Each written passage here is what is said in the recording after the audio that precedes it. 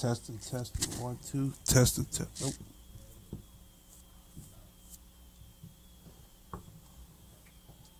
Say something. Testing, 1, 2. Testing. Testing,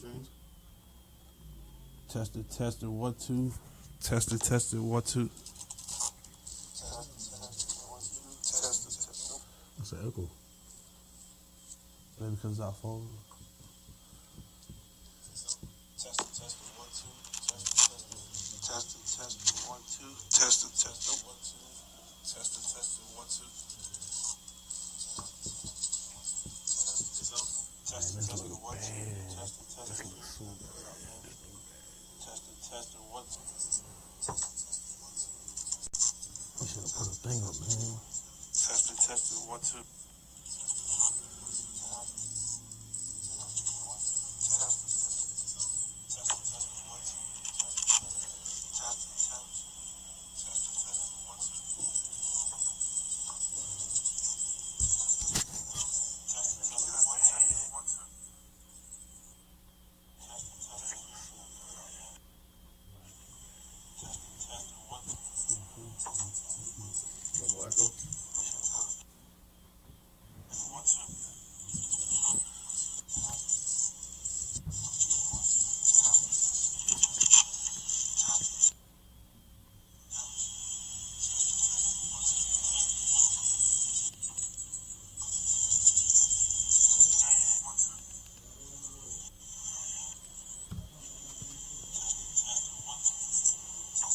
Okay.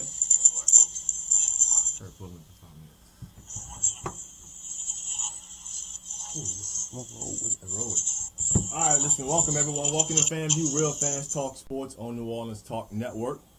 Listen, we apologize for our sound technical difficulties. We was getting everything squared away, but we appreciate for everybody tuning in for this show. We know we get down and talk sports each and every single Thursday. You know how we do. I'm your boy Fred.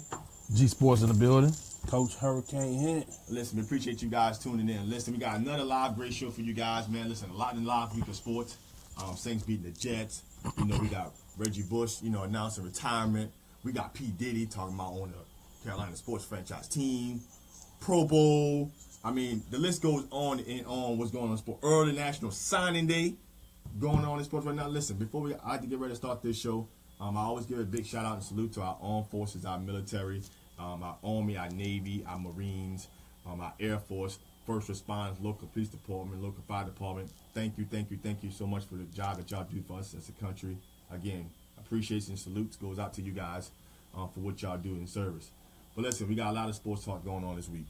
Important game coming up Sunday for the Saints. Saints versus Falcons. Big time game, big time division game. Going to decide a lot in the NFC playoff race. Want to get into Little Carolina Panthers. Jerry Richardson announced earlier this week, teams up for sale. Got sexual allegations going on there. P. Diddy, guess what? Want to be owner of a franchise, baby. LeVar Ball starting his own league. Big time news there. Kobe Bryant rings, ceremony, getting 2 jerseys retired in Staples. Big deal in sports. Ridiculous if you ask me. Huh? Ridiculous if you ask me. We got to have that conversation tonight, baby. 2 jerseys, man. Got to have that jersey. NFL Pro Bowls came out, man. My Saints got 6 players in the Pro Bowl. Got to have that conversation later on tonight. But listen, we want to start this show off with early National Signing Day. Man, listen. Talk about Georgia. Talk about Texas. I mean, Bama, Ohio State, LSU. I mean, a lot of local kids in the state of Louisiana, made a home yesterday as far as college, man. What do some of y'all take about the early National Signing Day? What teams out there did a great job? What teams capitalized? What teams you say, what college programs say, these guys solidified themselves as probably going to be in the next upcoming programs around. And how did LSU do? If you had to give them a grade, and some of the top players in the state of Louisiana, let's talk about some of these kids and where they're going. Early National Signing Day. Far as Texas and Georgia, I think this is a validation to show you what can happen when that head coach Kirby Smart and I got his face, Todd Herman.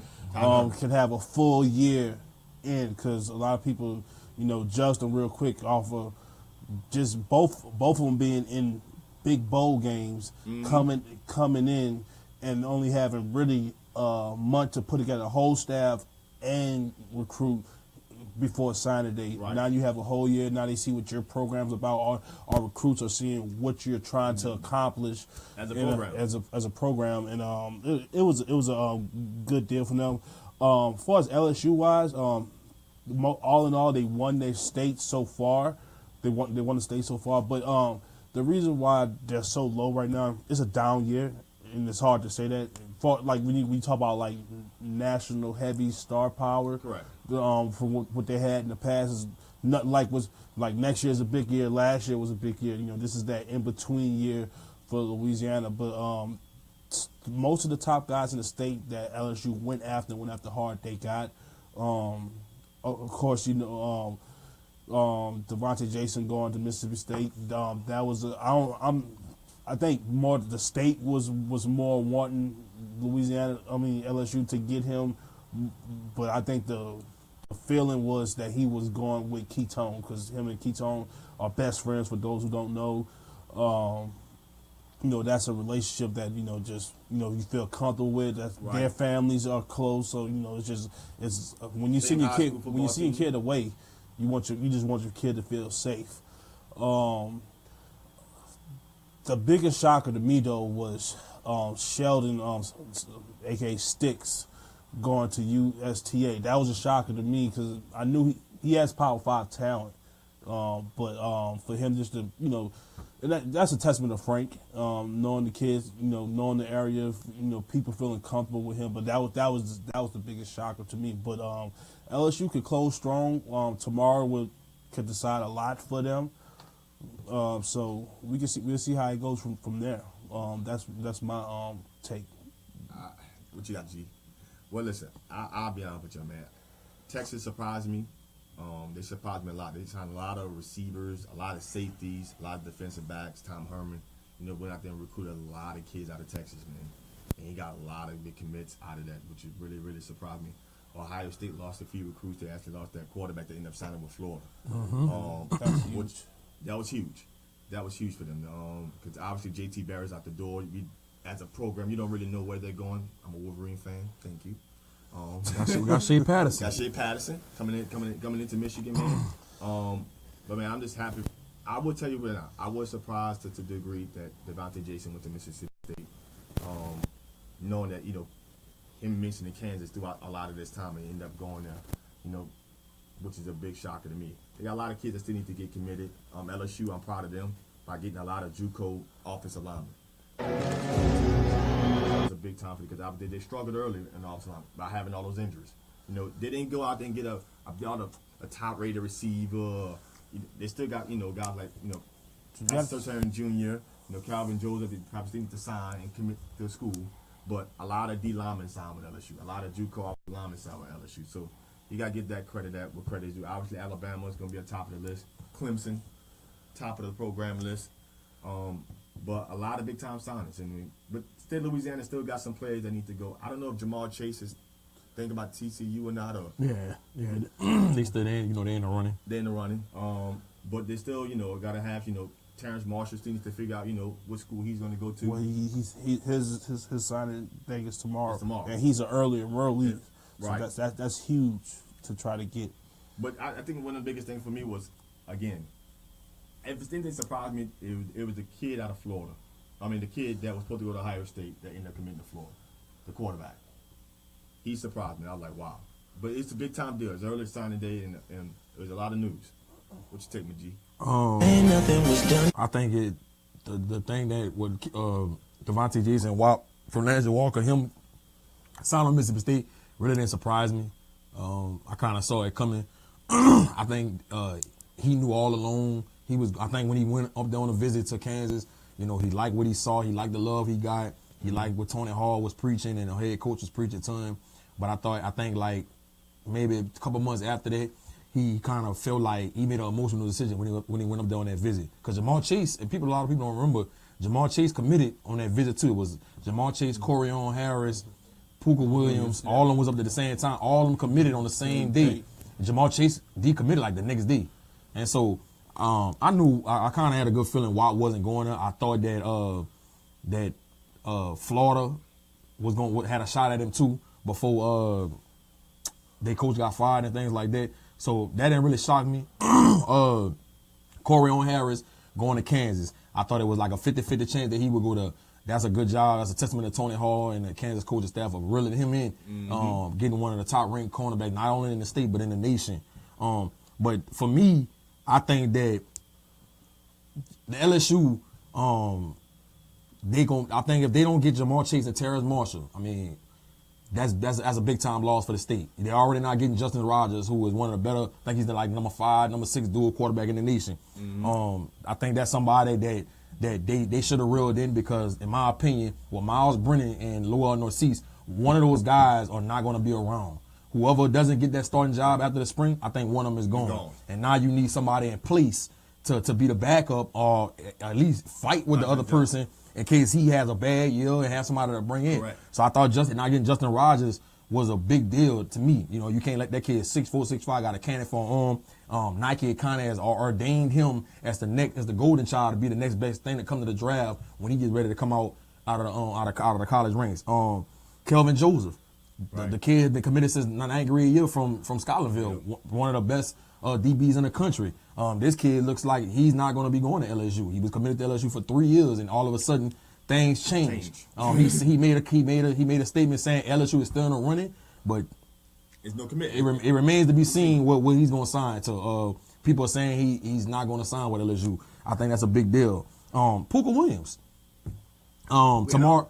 We had a whole conversation about him last week. Yeah, tomorrow he's going to be signing. He's going to be making a decision out of Nebraska, Kansas, and LSU. It's going to be interesting to see who he picks. And if LSU don't get that guy, I think that's a big deal. You know, so you letting, I mean, and if Jamar Chase decides to take his talents at TCU, where a lot of people think he's going to do, and then Florida is back in the mix with Dan Mullen trying to lure him in there. So there's a lot of different dynamics going on right now. I just feel like you can't let that's 5 out of the top 10 get out the state. Right. And these kids are not just highly ranked in the state, but they're highly ranked throughout the nation. You know, Jamar Chase is an Under Armour All-American. Terrence Marshall is an Under Armour All-American. Justin Rogers is an Under Armour All-American. Kelvin Joseph is an Army All-American. You can't let these guys lead the state, you know, especially when LSU is supposed to be a prestigious program that get all the top kids throughout the state. So it's going to be interesting to see how this play out. Right now, currently, LSU is not even in the top 10 recruiting class. They're about 15. You know what I'm saying, right now. And so that's it's gonna be interesting to see how it all play out. I think that, you know, with the supporting cast they got coming back, if they don't hit on all these major people coming out of the state, they're still gonna have a good team next year. But I always think about down the road, 2 years from now or 3 years from now, this class can affect your progress and your success down the road. So it's gonna be interesting to see. It's fair to say that probably that this class here, from a nationally ranked standpoint, we probably had some of the maybe a top 100, maybe 7 to 10 kids. Yeah. In the state of Louisiana. Yeah. I'm not saying that each and every you can start going back in the past. So okay, obviously one class you had Leonard Fournette. Every class is going to have some top rated kids out of the state of Louisiana. But we're talking about Terrence Marshall, Jamar Chase, Calvin Joseph. I mean, there's a pretty big list of guys in the state of Louisiana who are not completely committed to LSU yet. Right. And we talking about big time receivers, big time corners, and the way LSU like to play football, with having maybe a Miles Brennan, Noel Narcisse in there, and some of these guys can come and play immediately. Right.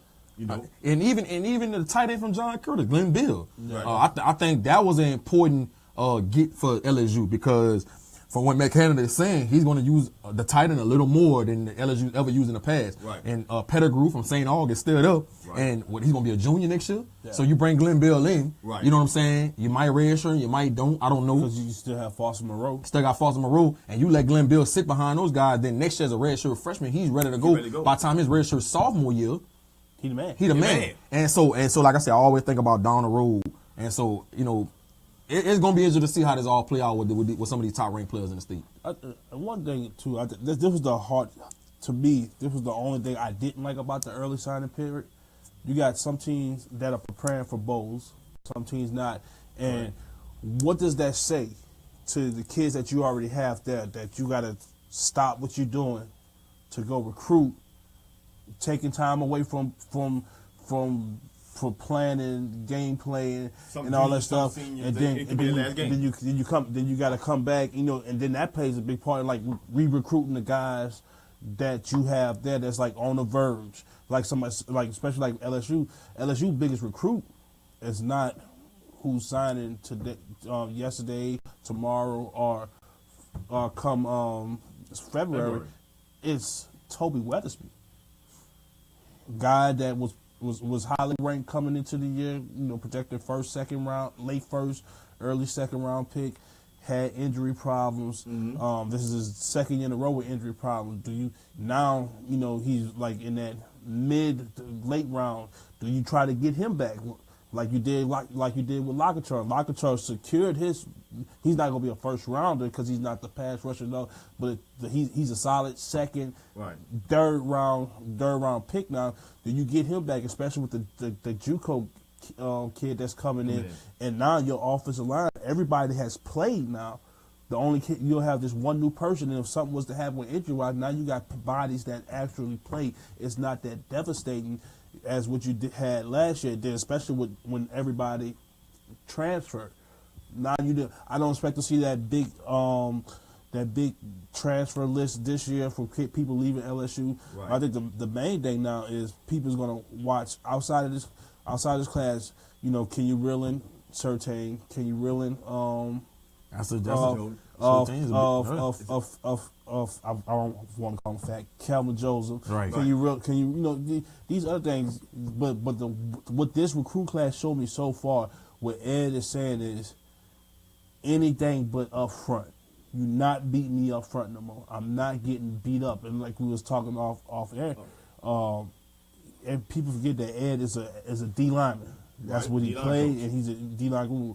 And when you see your team get punished up front, that does something to you. If you ever coach the position, just like if you was a DB coach and you see your team just getting torched, you're like, that does something to you. And then it's either you keep letting it happen or you say, I'm gonna fix this. And that's what the bodies that they got. One of the kids I'm expecting to get some immediate playing time or push for some is Daenerys Scott from Faraday, 6'6", 250, can run like a deer, mean, nasty, aggressive, and man, I'm telling you, when Artie Key has played his last game for LSU, he's not gonna play the bowl game. He's still injured. So now it's open competition now. All you got is Chase on. Right. You still got the kids that was supposed to play Anthony Alexander. People that we was expecting a lot from this year but was hurt. So it's not open competition. He's one of those guys that come in right now and get a spot. They rank low right now, but you get Pat Surtain, you get Terrace Marshall, you get that's two of the top guys at their spot. That's a number one quarterback and number one wide receiver. You get those two, you go from 13 to 8 easily. Then if you don't forget the other people, then this is the time you can play out people who grades might not be there. You can sit back and say, all right, he got his grades up, he passed the ACT, I can get at him. Or people might just a 5-star kid that say, Alabama's his team. And Alabama, they got 24 people signed already. And now that kid's like, well, I got no place to go. And you can, well, look, we got spots. Come on in. Well, also looking at the program, obviously Darius Geis, you can kind of say if he plays, in their bowl game, this is going to be his last game. So is Darrell Williams. He's going to play. So where are you at the running back position? We're used to this program having 3 and 4, 5 running backs lined up. Chris Curry, and I think he's from Florida, and the other kid just signed a D. Trayvon Powers. They coming in. I think they good backs. I don't think they game changers. I don't think they somebody that's gonna come in and make immediate impact right away like if they got Cam Akers. So they gonna have to do it. Makers are Puka this year. Yeah, like they gonna have to do it by committee. Nick Brissett and Kyle Edwards-Helaire. They gonna have to be those guys, the main guys next year. No disrespect to those kids, but this is not gonna be a typical stable staple by their running backs over the next year or so. So and you know, Chris Curry, I'm not saying those guys can't be good back, but that's asking a lot from a true freshman. I thought, you know, if they feel like they couldn't get a top 3 back in the nation, they should have went the JUCO route and got one of the top running backs in the nation out of JUCO and let him slide right in. Yeah. You know what I'm saying? Because now you got to rely heavily on Kyle Hiller and Nick Brissett. And so the running back position is looking a little suspect for the next couple of years. So it's gonna be interesting to see. Now, wide receiver, they brought like Fooling. That's why I don't feel like Jamar Chase is coming up. I mean, he might surprise us. I don't know. Right. I don't think Jamar Chase is coming to LSU. I mean, they already got 6 on the roster, 5 or 6 on the roster. Then you bring in 3 or 4 more in, and then you add Jamar Chase to that's like 9. So I don't see Jamar. The only I can think of is that saying that you're this program under Les Miles for the past 10, 12 years was a running back dominated offense. Now you had stars that came out of the guys that got drafted, went pro early, Doucette, you know, Jarvis Landry, you know, Odell Beckham. The list goes on. Right. Pick. But obviously there was no physical wear and tear on their physical bodies at LSU. But now we're looking at a situation where if they do sign a Jamar Chase, and Terrence Marshall was to commit, the amount of I think Terrence Marshall's coming. Yeah. I think Terrence Marshall is coming. I could be wrong about that. I think he's coming. Which that's going to push their ranking up. Correct. Because he's the number 1 receiver in the nation. Correct. So that's going to push their ranking up probably another 3 or 4 slots. There might be a domino effect after that. You might see, you know, some guys actually do that. You sit back, look, I don't want to cover him. Play with him. You know, we look, just like other people, I don't want to compete with him. I'm gonna go away. Because I mean, if they get past 13 Junior and they get Terrence Marshall, that's a big deal. And then people fell around. That's a big deal. You got people like somebody like Greedy. Mm-hmm. You got somebody like Devontae Kirkland. Christian Fulton, who you know, everybody thought this was gonna be his time in this year to get on the field and improve it. So, but I think next year is gonna be his time because you losing so much. Christian Fulton, Todd Harris, Jacoby Stevens, who they still trying to. You know, I was at LSU practice yesterday. He was playing some quarterback. So you know, I mean, that's what he came in as a DB. You know, switching the receiver. You know, but he was more of a safety. He was hired. Whereas, you know, so but they showed the willingness to say, hey, our best is gonna play. And one day, actually, I'm excited to see LSU in the spring, because when I tell you Lowell Narcisse is healthy, man, that kid was doing some things at practice yesterday. It was good to see him. That was my first time as coaching against him and watching him play. That's the first time I ever seen him without any knee braces on, running full speed, throwing the ball. I'm tell you, if a lot of people think it's gonna be Miles Brennan, it's not gonna be as wide. It's not gonna be that. It's gonna be a job. It's not gonna be as handed to him as people think. No, they're gonna compete for that. I mean, I hope you're right. But it just really seemed like they are ordaining Miles Brennan as the next guy to be the quarterback at LSU, and I just hope it's a fair competition. Because to be honest with you, let's be honest. If it was a fair competition, Lynn Scott's supposed to win that job this year. And that's just facts. You know, I'm telling you, the spring, during camp, I'm at the practices, I'm watching them when they go in green and gold scrimmage. Lindsey Scott's the only one leading them down the field to score touchdowns. He's the only one completing passes. He's the only one going through his progression looking comfortable. Right. And I just think he didn't get a fair shot. And so I'm just hoping they don't do the same thing to Lowell Narcisse. Because I'm telling you, if he don't get that job, do not be shocked if he's out of Tigerland come the summertime. I wouldn't be surprised at all. Derek Duncan says, how do you guys feel about about kicker LSU picked up? And will he be ready for next season? He ended up signing the number 1 kicker. He's a kicker. I mean, kickers. It's a big part of the game. But to be honest, it's something solid LSU hadn't had since Kobe Delahousse, and he wasn't even that consistent. Brad Wing, Donnie Jones were punters. That was our last consistent guy. So I mean, the way Ed is trying to set this team up is, we might not be flashy, but we can grind it out. And if you can do that, when the talent, when you play teams and you grind it on, when it's time for your talent to show, it's time to show. And, you know, it'll help you win more games than lose more games. You know, that's just That's just the but when it comes to a kicker, that's not nobody like I don't know if you read it as a freshman. Like, Yeah. this is a kicker. It's like a kicker. either you gonna make it or you're not. It ain't got nothing to do with physicality. It had nothing to do with anything else. I mean, the only thing he probably want to get over is with 70-some thousand fans screaming to the top of their lungs. Now, once he get past that, if he can kick, he'll be all right. So, going that first away game is gonna be key for. yeah, you know what I'm saying. It's more mental than anything with a kicker. So he should be ready. He should be fine. And I think that's a good job that they got a kicker in place because we already know Dave Aranda, his defense is gonna be stout and they could flip the field position a lot. And once you get past inside of 40, you already know you got 3 points automatic. 3 points in the bag. That's big in a game like when they beat Alabama the last time they beat Alabama in a 9-6 game. And So- I just think about like the early Ohio State years under Drew Trussell when they had Mike Nugent. Right. You know what I'm saying? They didn't score a lot of. They wasn't guaranteed touchdown all the time, but hey, they might win once they like G said. Once they crossed the 50, they knew there was guaranteed points, and that's something like that every coach could just be like, yeah, I got 3 in the bag. yeah. You know what I'm saying? It's not a dead possession. Gotcha. And is it Herb Hannes said, do you think that Canada will be going after the bowl game? I do. Nah, they've been having a lot of reports saying that Matt Canada might be knocked back next year. That's crazy. Like, to me, that lets me know if he is job hunting and he's searching for other OC jobs on the low, it must be a disconnect with him and Orgeron and the staff. It has to be. And I go all the way back to, was it the Bama game? One of them games when Orgeron, and I said this was a mistake. The Troy game.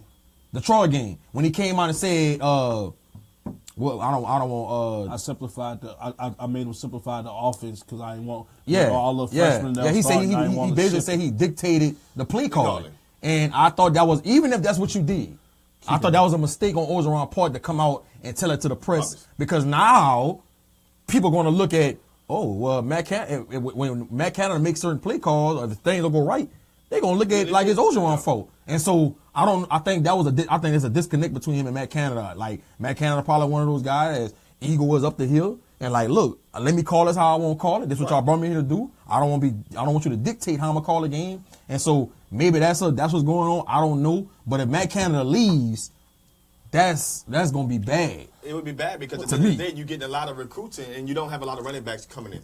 And So it looks like more of a spread offense. And if he lose that guy, then a lot of guys who just committed looking to play in a certain offense, now you got to go out here and get another coordinator. And not only that, they already was talking about, and I talked to a couple of LSU players on their offense, and they were saying how that Matt Canada's offense was difficult to catch on to. It wasn't easy. So you got a year in and learning his offense, and now you're going to leave. Now you got to bring another OC in, and it's just, I hope he stay put for their sake, for their offense sake, because people are tired of seeing LSU have all that talent on that side of the ball and only averaging 10 points a game. I think to be honest, I think he stays.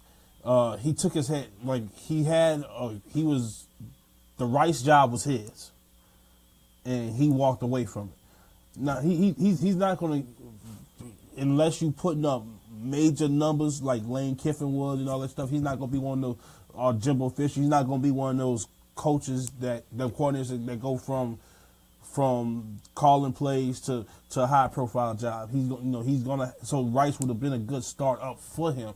So by him doing that and walking away from it, I think you know what, that's just 1 year. Now that we know each other, now because even the thing is, it still was a filling out process. Dave and Orgeron knew each other because they worked together. It wasn't no filling out process because Dave seen him like. First of all, he was underneath Dave. Dave was his boss for a little while because he was at DC. Then he goes to interim head coach, and they ran the table with it. So they had a couple years together. He knew what Dave was going to do. Right, and you know what I'm saying. And when you got a new OC coming in, your first year, the things that you preached that you said you was going to do more. You kind of want to see that because when. Think about, like I said, we was at the Troy game. All of us was at the Troy game, and we heard them rumblings, and everybody was like, are we show Ed as the right guy for the job? When you start getting that pressure and getting it, you never know what happened. They probably, but like I said, when I was at practice yesterday, they was honky dory, clowning with each other. like competition. Right. Everything was going good. So I don't think he's gone. I don't think he's gone, but at the end of the day, it would be disaster if he did leave. Because at the end of the day, again, we used to see this program for the past decade or so being a very run-first offense. Now I will say this and though, not having the recruits coming in from a running back position like we used to seeing. When they had Joseph Adaz and Stephen Ridley's, the list goes on. How many running backs it was at that position? It was truly next man up, and guess what? You had about 3 or 4 of them dudes. That's not what I look at when I look at that roster. Now I will say this: like people was happy to see Matt Cannon offer something new, but if you look at the total stats, Cam Carron's stats was still better than Matt Canada's stats this year. But that's one of those. If you're looking at the black and white, you really don't understand football, because the black and white tell you that Cam Cameron offense was better, but then you got to think about it. That was 4 years. Those guys had 3 to 4 years in that system. They knew everything. Well, this is year 1. Not only that, they had Leonard Fournette 3 of them years. Right. So Leonard was averaging 180, 190 a game down there. So then you had him and Geist together. Right. So it wasn't an overly complicated situation where you're talking about, okay, you had arguably one of the best backs to ever come through that program. Right. That makes your job a little bit easy. Now this year, I know you had Geist, but Geist was injured somewhat. Darrell Williams had a productive senior year. But after that, I think Darrell Williams, I think he made a case for himself to get drafted. He did. He's fourth round. Well, he might be even higher now, because with people seeing his ability to break away long run, he might not score it, but they can see. He caught the ball out the backfield a lot this year, and a lot of I think it was about 4 or 5 games this year. He was the leading receiver on the team. He's a pass. He can pass block real good for his side. He's a bigger back, and he doesn't have that attrition. He wasn't the like the Ty Gurley, like 30 times a touch in college. If he got this was the most he touched the ball his whole career. He was guaranteed at least 10 to 12 right. Touches a game. Well, when he was with Fournette, he only got the ball really at the goal line, at the fullback position, and when Leonard was tired, he'd come in and get some relief. But it wasn't much. But I think he showed that. I think anytime you see a running back, especially at the collegiate level, that can pass block and show that ability, you're making the case. Because a lot of these kids are coming in. That's the only thing that's the first thing they suffer when they become a pro running back, pass blocking situation. Because most of the time they're not having to do that. That's not their skill set. At the college level, we see guys rushing the football, getting between the tackles, doing a lot of different things. But you don't see many of them pass block. At the pro level, that's the biggest transition for running backs. Mm-hmm. A lot of running backs, he was cold in college. Why you didn't put him? You see that gap assignment right there? You see when he got pancaked by the DN? It happens often. So you don't see a lot of guys, but I think he showed that, hey, look, I can do this. You see what I'm saying? I'm not saying he's going to be a stud. I'm not saying he's going to come to the pro NFL game and be, this 1,000-yard back. He might be a, what you bought? Well? Yeah. What's what first name? Spencer. He might be a Spencer Well. Because Spencer Well, I think Darrell Williams could have been what Spencer Well was, but Spencer Well didn't have nobody else to. Who was it running? Who he shared time with at the time? I forgot. I'm about to tell you. Jeremy Hill. It was Jeremy Hill. You sure? But it was he had more than that too. You know what I'm saying? He had. I think I compare Darrell. He had Hilliard. I compare Darrell Williams more to Alfred Blue. For the playing time he got. Playing time, right. and looks like he came into the league and holding his own. And he's still there. And like everybody, like, man, how is he still hanging around? Well, he came in, he could pass block. He didn't have that. He didn't have the wear and tear on his body.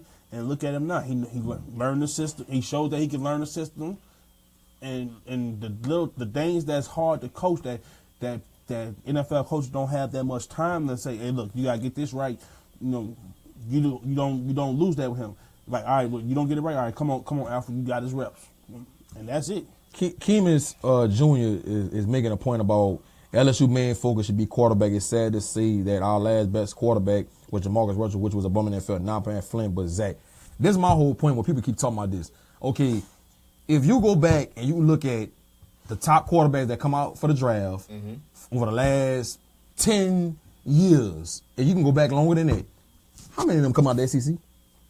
It ain't that many. It ain't that many. And so the last high profile one is I can't remember. Cam Stafford. or Matthew Stafford. Stafford. Probably Matthew Stafford. What Cam came after. Oh yeah, Cam Newton. Cam Newton. There you go. It go Cam, Stafford, Jay Cutler. Right. And so my point is, This not our league. the SEC is not quarterback driven. It's not. It's about the skill positions up front. The trenches, and coaching. Defensive backs and coaching. Yeah, the skill position, the trenches, and coaching. Quarterback is like, I ain't gonna say it's an afterthought, but it's like it's good at that level. You don't need a 5-star quarterback to go win unless you're a national championship. Right. No, you don't. I mean, look at Matt Flynn. Baseball guy. Right. Look at AJ McCarron and Jalen Hurts. Look at Tebow. Tim Tebow. You know what I'm saying? DJ Shockey. Yeah. David Green. Yeah. Right. You don't need a 5-star quarterback. Murray. You just need somebody. I don't know. I like the Aaron Murray. Aaron Murray has some Aaron Rodgers-ness to him. Yeah. Right. But what you like you said, the It's never been a Pac-12, the Big 12, Big 12. Big 10. when they throwing the ball all over the field. Big 10 need, guys that can throw in cold weather. Right. You know what I'm saying? Those are your quarterback guys. Pac-12, Big 12, Big These 10.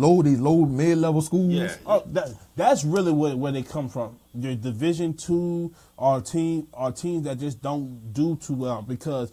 Key example: Josh Allen this year is a big Wyoming, a big time prospect coming as a pro. But the main thing of people overlook too is people that throw the ball a lot don't get drafted in the NFL because you didn't put out too much tape. I can see what you're good at. I see what you're bad at. Aaron Rodgers, as great as he is now, he didn't throw the ball that much as Cal. He had Javis Best. He didn't have no. I can't name a receiver. You know what I'm saying? But he had Javis Best. Now he was a dog. The only thing I think he may have had at the time, and I have to recall, he may have had Deshaun Jackson. No, he didn't have Deshaun. I know he had beast mode. He had Jarvis Best and he had Marshawn. Yeah, he had Jarvis. That's what I'm saying. So you know what I'm saying? He did. But see, then you think about somebody like Josh Heupel. Jason White. You know, won national championships. You know what I'm saying? Bryce Petty. Look at, you know what I'm saying? People that drove the ball a hell of a lot in college. In the past 3 or 4 years, any Texas Tech quarterback.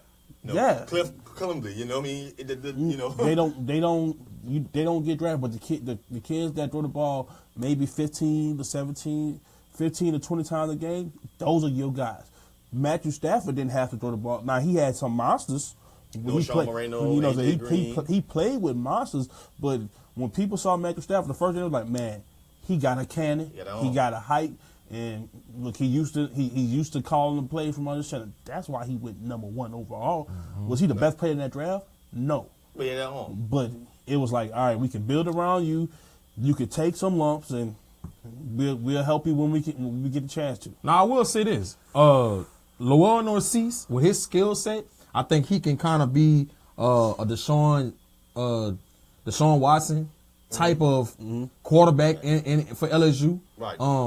If he gets the shot. So I think that kid, as far as like, well, his skill set, his ability wise, his arm strength, I think he need to improve intermediate wise. But his skill set, he has all the makings to be a big time quarterback and go into the NFL and be just like a Deshaun Watson in my mind. Yeah, I think if he gets the opportunity. If he gets the right situation. Watching him yesterday, man, I was like, I felt so happy for him. Like, man, I don't see the knee braces on.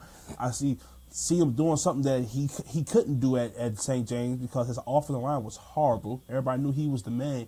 He could only look for one receiver and then take off and go. So you got 4 years of that, and not really 4 years because you was hurt your whole junior, you was hurt your senior. Right. So he really only had 2 years of football. Right. And he's an SEC quarterback. That shows you the type of talent he is. But here's the thing about quarterbacks. Even your top quarterbacks in the country come out of high school don't typically sign in the SEC conference. I mean, you'll get one every now and then. Okay, like a couple years ago, Shea Patterson, signed to Ole Miss. But it's not every year that the top-rated quarterback signs in the SEC conference. This year the top quarterback, you have with Justin Fields. He did. I think he still was committed with the Georgia. But the other quarterback, the pro-style quarterback, signed with Clemson. You see what I'm saying? Nah, he a monster too. You see what I'm saying? Gosh. I think Taylor Lawrence, I think is his name. I'm calling him White Lightning. He signed with Clemson. So you get a lot of top-rated quarterbacks who don't necessarily, and there used to be in a long time, they always used to sign with USC or something like that. Or they all go to Oklahoma. They never really signed in the SEC. You see what I'm saying? You'll get every now and then, you'll get one or two. Okay, yeah, he gonna go, to Georgia. He'll go to Tennessee. A top-rated guy. He'll go to Ole Miss. But it's never really okay. The SEC is gonna breed quarterbacks. They're guys. I'm not saying they're just as big and physical, but they're the quarterbacks that don't hurt you, but they're not going to make all the throws. They're not going to throw the ball 40, 35 times. The only program that really going to throw the ball that many times a game, I can see Georgia. Right. Georgia will do it. Tennessee, depending on who their quarterback would be, Tennessee would do it. But typically, especially in the West, you're not going to have that many quarterbacks throwing the football. 20 times, great. That's more than enough. Think it's time. Shift gear. Yeah, I think it's about time we should. I see your question, Derek, man. Derek, the bowl game thoughts. You got to be talking about the playoff. I know you're talking about all the bowls.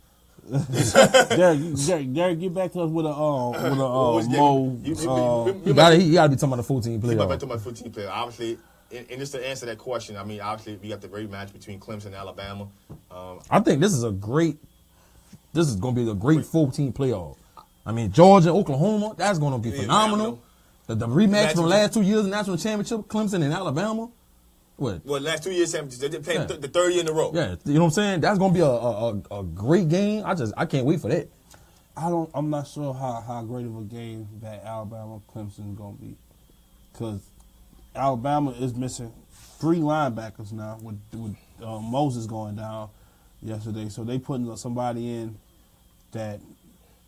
Yeah, he's gonna know the system because of the way they practice it. Right. But I'm not saying Kelly is Watson, but he's Watson-esque. They proved a lot of doubters wrong this year. They don't have nobody. Alabama don't have nobody that could cut a Hunter Renfrow. The running game is going for. I think if they get to. Because the attrition out the SEC, man, the day in, day out battle that you go up against, I just don't think that Alabama will be able to hang on as long as we would like to see. And Clemson has the best D-line in college football. I think. Period. I think the winner of the Oklahoma Georgia game. Alabama is gonna struggle with that because Brent Venables he's seen his team. He's seen them twice now. This is his 3rd time, and it's the same quarterback. He still has the same issues. He's not dynamic throwing the ball downfield. Now, if they was to pull him and put the kid from Hawaii in, I'm like, oh wait, I might have to change that. Right. But as of right now, that's just that D line is better than Alabama's offensive line. They don't have that dominant run game that Alabama. I mean, they put up numbers on you, but it's not that scary run game. Like, it's not that Derrick Henry. Oh man, Mark Ingram. Oh man, what's Trent Richardson. You know what I'm saying? Eddie Lacy. You know what I'm saying? It's not that. It's supposed to be Bo. It was supposed to be Najee. You know what I'm saying? Damon Harris is a great back. I think if had he been anywhere else but Alabama, we'd talk about him instead of the kid from Penn State. But it's just I think that game's gonna be a letdown. I'll say this: if we were talking about going from 1 week to the next week, right, I'll be like this: Bama gonna lose. I don't see them winning. But when you give Nick Saban a whole month to prepare for somebody, it's tough. It's tough to go against him. Now, with that being said, I do think Clemson is the better team. Clemson should win this game, but I don't think that Alabama just gonna come into this game and not make it competitive. I don't think this game gonna be over by the 3rd quarter. I think it's gonna come down to like the last 6-7 minutes of the game in the 4th for them to get it done. But it don't matter what they do because everybody playing for 2nd place. Georgia's gonna win this. They ain't seen the defense like that. I'm just saying. Baker Mayfield get hot. Yeah. It ain't nothing nobody can do. You know what I'm saying? But Georgia with Fromm and Nick Chubb and Sonny Michel, man, and Hartman and receiver, they loaded. Yes. And Kirby Smart has been here before under Saban. He knows what it takes to get your team prepared and get them ready for these kind of games. So he's a Georgia boy. Right. And so this is going to be, I'll be surprised if Georgia not holding up their trophy then. I would say this. It doesn't. But I would say this: between Oklahoma and Georgia, whoever wins that game, they beating Clemson, Alabama. I mean, they're beating Clemson, Alabama. They just beat them. And I say I feel different because I feel like Oklahoma upset Georgia and Clemson win. Clemson's going to win it all. I think whoever wins that Georgia, That's how I Alabama. feel. I think whoever wins that game, they're going to win this whole thing. Georgia, Alabama. I mean, Georgia, Oklahoma. No. Georgia, Oklahoma. Oklahoma's not going to beat neither one of those teams on that side.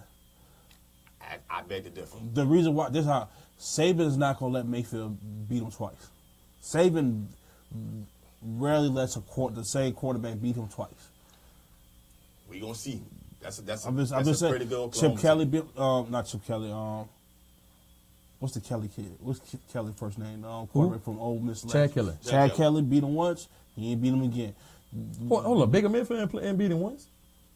Yeah, Oklahoma beat Alabama In the bowl game. In the bowl game. No, it was a Baker's Trevor Knight. Trevor Knight. Yeah, that was Trevor Knight. They dominated him in the Superdome. Mm-hmm. But I just, to me, I don't know why. It just feels like it's going to be that. They do struggle running quarterbacks, though. Ohio State, Bama in the first playoff. I just got that feel that Ohio State, Bama, it came out competitive, and then lo and behold, it just opened up, and they had and that team this Bama team reminds me of that team because they went into it without certain starters and keepers, start out without starters and backups and key spots, and everybody know the heart and soul of the Bama defense is the linebacker. You down 3 of them, 2 starters and a backup. Mm-hmm. It's gonna be interesting to see, but that's when those games are next week.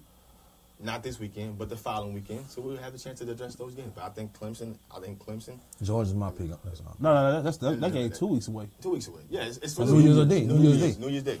So we'll address that. We'll address that when the time comes. But it's a great question though. But we want to get ready to shift gears. I want to talk a little pro football. We got to go on break first. We got to go on break first. CP. We know how to send us on break. Terry. Yeah. Oh, yeah. Let's go take a break, guys. Listen, when we get back from break. We're going to shift gears. We're going to talk a little P. Diddy. If you guys want to get into P. Diddy, becoming the owner of a franchise, talk a little Carolina Panthers. Then we got to get into some Saints talk. And after that, we get into a little Kobe Bryant and ring ceremony and signing of 2 jerseys. All that's great, too. But I think we got to get to the LeVar Ball. LeVar Ball, too? Yeah. We got to address LeVar? We got to do that before Kobe because what doesn't need to be said, that LeVar, that's a huge domino effect that could. $10,000 a month, baby. I'm saying, sign up. But it can college basketball. It can change. That right there is a potential. So we're gonna have that conversation after the break. So y'all stay tuned. FanView, Real Fans Talk Sports, New Orleans Talk Network. Don't go anywhere. Keep it. Georgia winning it all. He with you.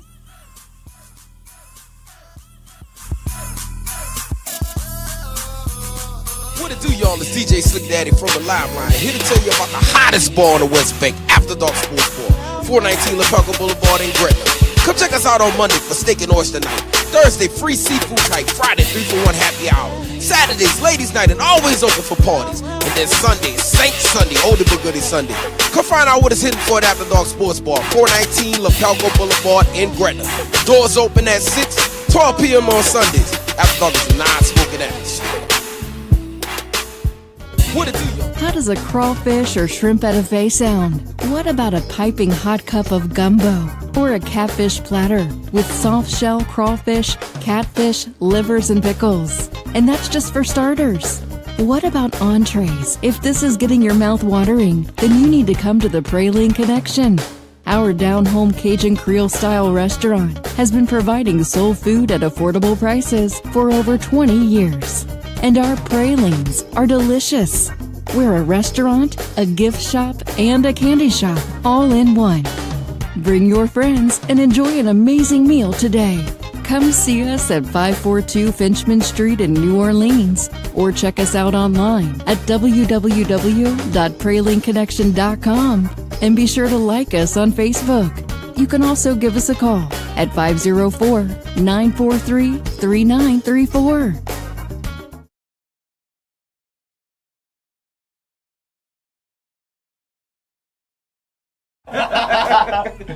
Oh, man.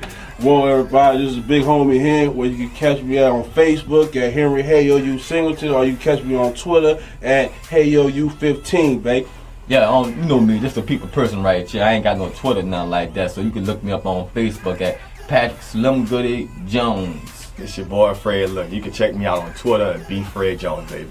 Yeah, this is G with G Sports, man. You catch me on Twitter, G_paid_in_full 08. Pay me the money. Money.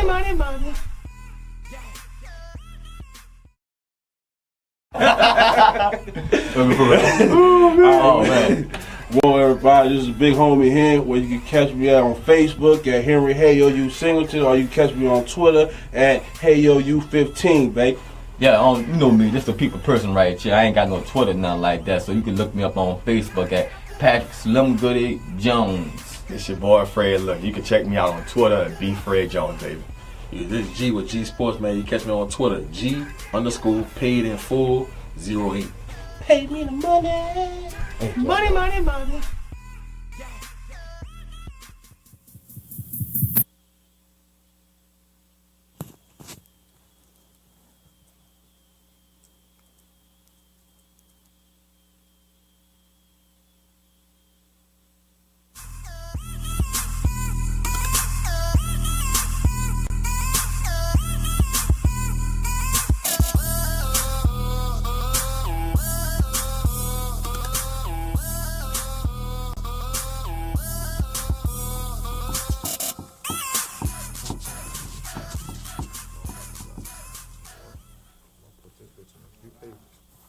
Whoa, we back. Whoa, we back, baby. Oh, Lord. Yeah, man. I done ducked all back in the building, you know what I'm saying? The first people that went here and joined us. Here's something behind the scenes, getting some things squared away. But listen, we are back, folks. It's FanView Real Fans Talk Sports, New Orleans Talk Network. Listen, if anybody want to call into the show, the number is 504-341-8255. Again, that number is 504-341-8255.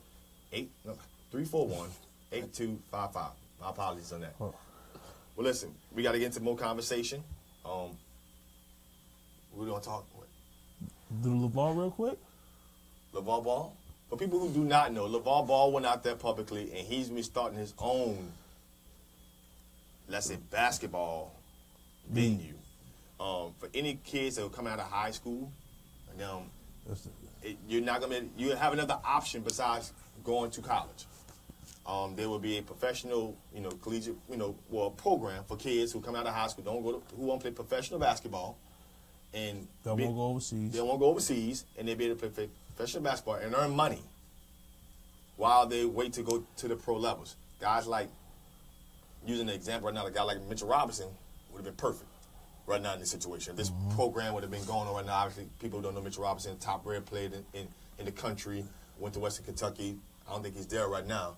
But perfect situation for guys who don't want to go to collegiate level but still play professional basketball in the United States. What do you guys think about this? Because I tweeted this out here right now. And I'm going to tell you something right now.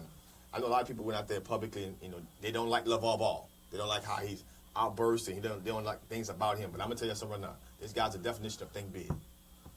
Period, point blank. I love the idea. Now, who are his financial supporters? Who's backing him? That's all irrelevant to me. I don't know, but it doesn't matter. But to have an outlook for young kids to go out here and play professional basketball. I think it's great. I think it's a great idea. I mean, me personally, I just think it's great that you give them another option. Because at this point, you have maybe 2-3 options, Play for the league. Well, college basketball. College basketball. You go to Europe or you play the D League, And you can't even go to the D League. You can't go to the D League unless you go pro. Right. So, exactly. I mean, not the D League, but you know what I mean. So, at this point, you got another option. I mean, there's way more options. I love that idea. I love that idea. Shake on the hand. To me, this is trend-setting stuff. It's a huge domino, and it affects so much. Because now, think about this conversation we was having. I want to say about 4 months ago. I hate to do this to you, but the Louisville situation. Think about just because, I'm just saying, think about the names that was involved with it. So now you can say Rick Pitino come coach here. We can't pay. I'm just saying. You know what I'm saying? You know what I'm saying? Rick, come coach here. You know what I'm saying? You get these top guys to come coach, and then think who can back you. It's not an NCAA violation now because they're not going to the NCAA. So Adidas can back you. Under Armour can back you. You can get right. You and can get people national, will right. get behind you so quick. Right. Because think about it. Because for every Chris Duhon, a kid that goes through no problem, never hurt his career, play every game, there's a Jabari Parker. Right. There's a Sean Livingston. For every guy that you think like, yeah, he did good. For every Kevin Durant, you could think like, yeah, he survived it, he made it, boom, boom, boom. And the kid that they got hurt and then recover. So if you gonna Put the topic across if you gonna sacrifice your body, Right. why not get paid? Because most of these, I mean, let's not be stupid. I mean, I won't say stupid. Let's not play dumb. Most of the athletes comes from poverty-stricken area.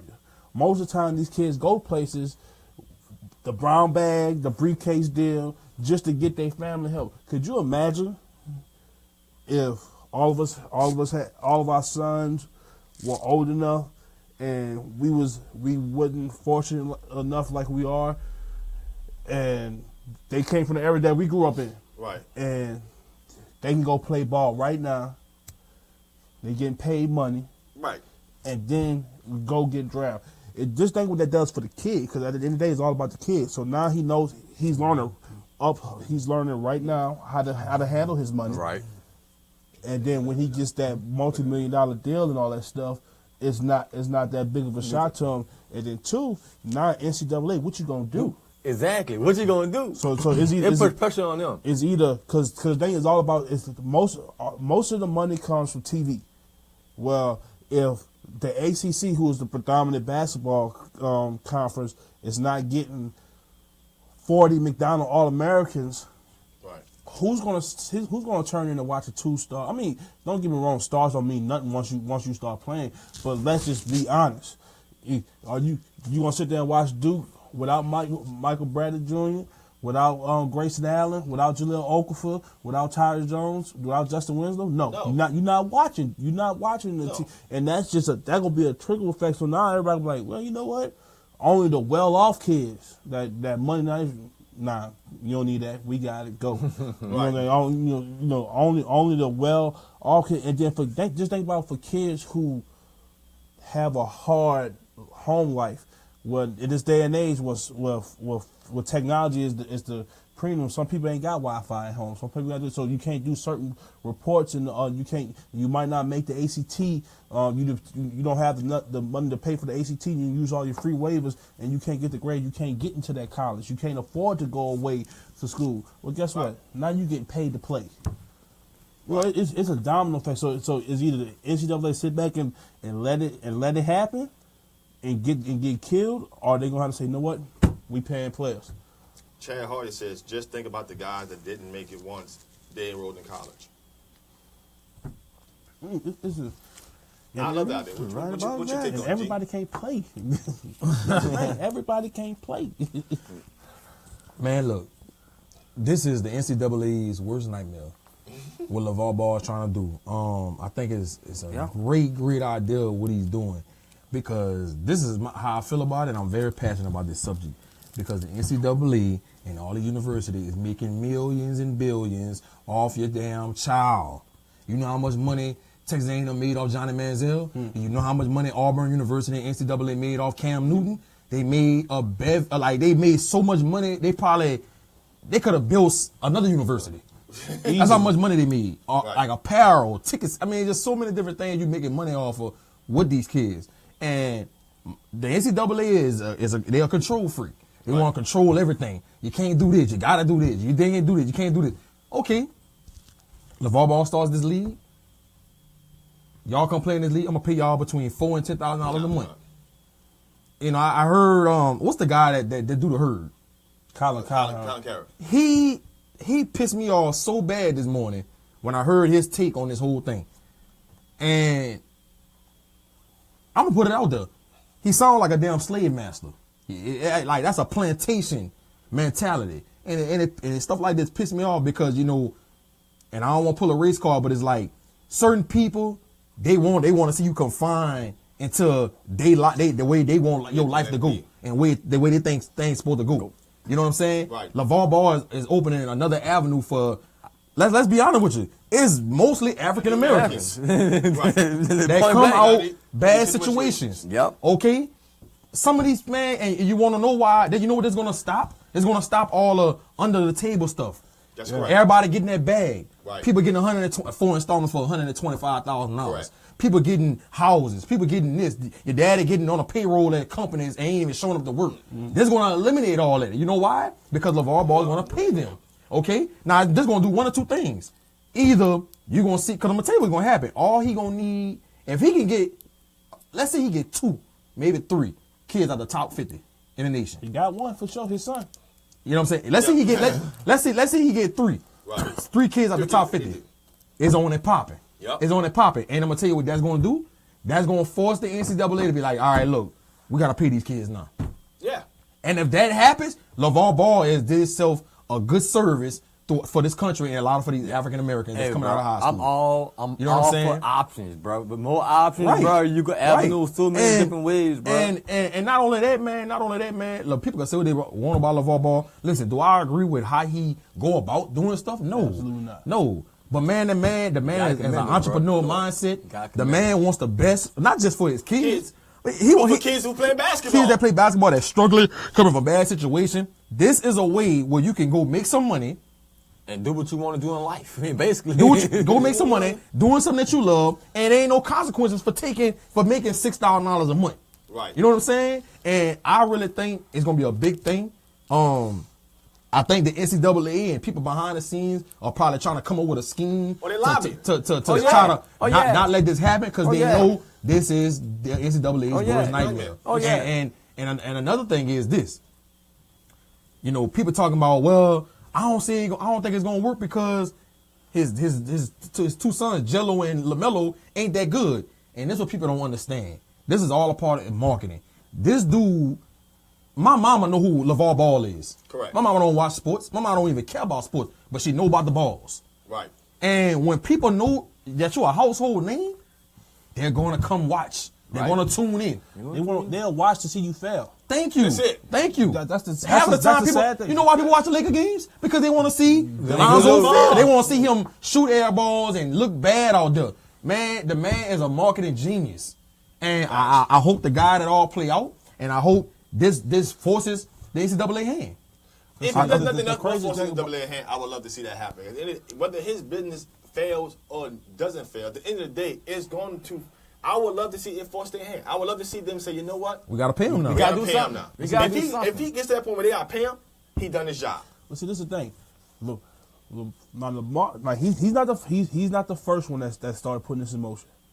I can't think his name, but he's from California. He's an Asian guy. He did a lot of work with USC. He tried to start a football league, doing the same thing. The problem is, look at the amount of players that you have to look. First, you got to find a facility. You got to find harder. It's harder than football. But you think Basketball's about a little basketball, man. You go to a school gym. Hey, Right. look, we gonna we give y'all $15,000 to use y'all gym real quick. Y'all can keep. We'll split the concession. We'll split the admission. We just want $15 rent, and you play your game real quick. Your school getting publicity. You done got money for something that you ain't got to worry about. That your kids ain't getting hurt at, and boom, you go. I even heard rumblings about, I don't know how true this is, but I heard rumblings about that if the league, this league does happen for LeVar Ball, they're going to do things like play overseas teams. I mean, dog, that happens, bro. It's big time. That's big big time. time. That's big time, That's bro. big time, bro. And I think with it, like, say if somebody like Stars pick this up, a network like Stars Right. or HBO, HBO. somebody like that. Showtime. Okay, well, ask y'all this question. Man, that'll be, Well, ask y'all this Fox question. Sports. Well, ask y'all this question. man.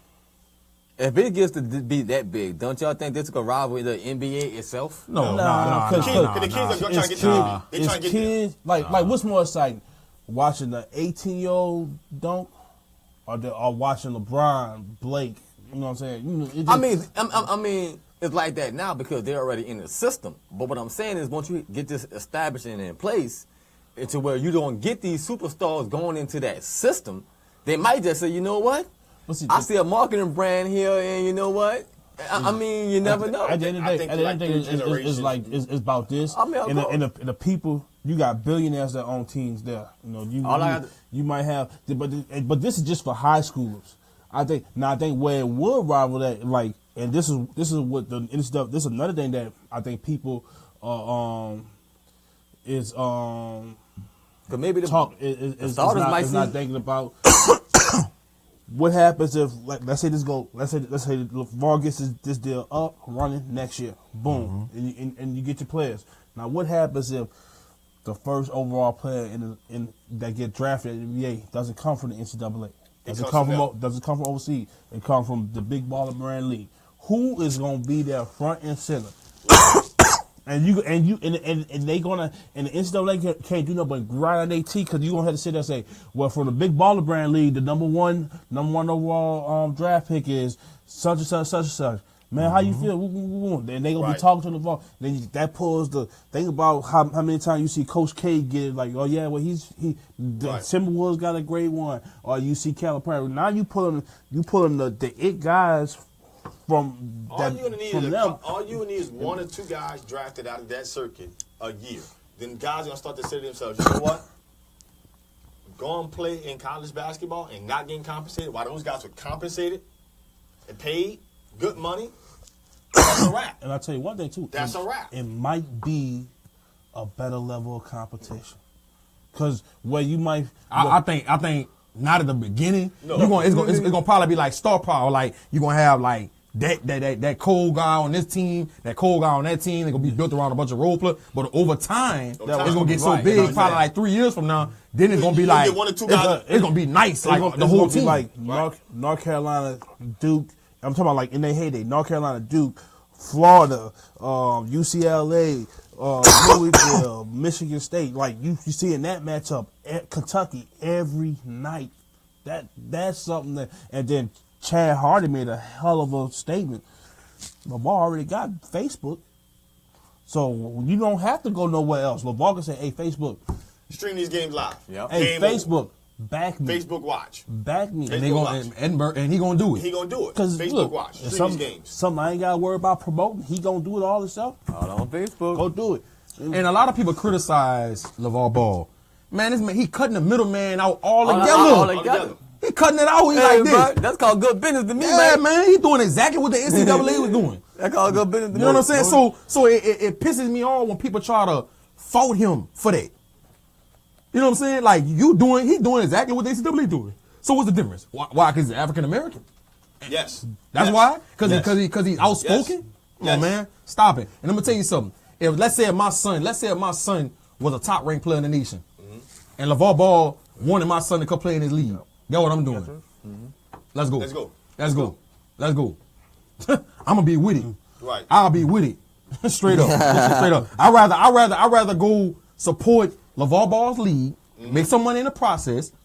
You know what I'm saying? Than let Duke or North Carolina make tons of millions of dollars off my child and exploit my child, and we get in trouble if they find out an agent took us to dealer. I just think they should be that. I think if that takes off, like we're talking to take off, I think it opens the door for students who want to go to college and get an education. But nobody, dog, these kids going to college not even for a year, they're going for a half a semester. But do y'all know? Let me finish. But that's what I'm saying, though. That cuts that out, because at this point, you may be a student athlete, but you're really here for education. You know what I'm saying?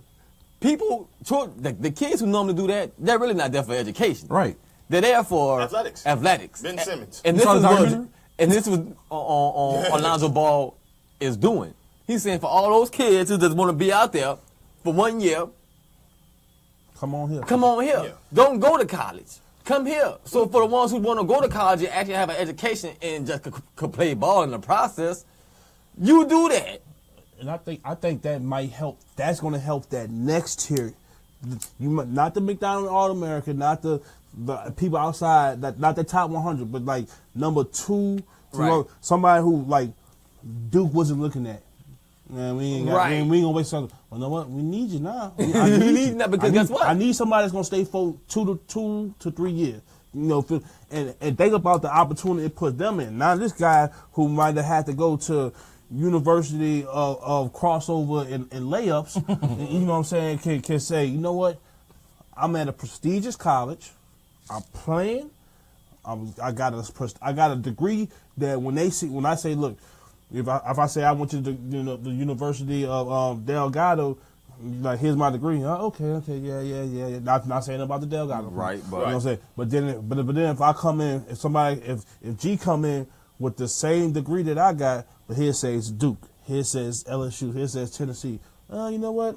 We'll go with that guy. We'll go with that. We'll go with that guy. Right. And I might be better. Right. But you know what I'm saying? But that just helped you get that foot in the door. I just think that when you look at it, we have evidence of players coming out of high school that went European, when played in that circuit, that this program was existed, they just stayed right here. Yeah, so right here. They just stood right here. Brandon Jennings, Emmanuel Moody, Jeremy Tyler. They just stood right here. Terrence Ferguson.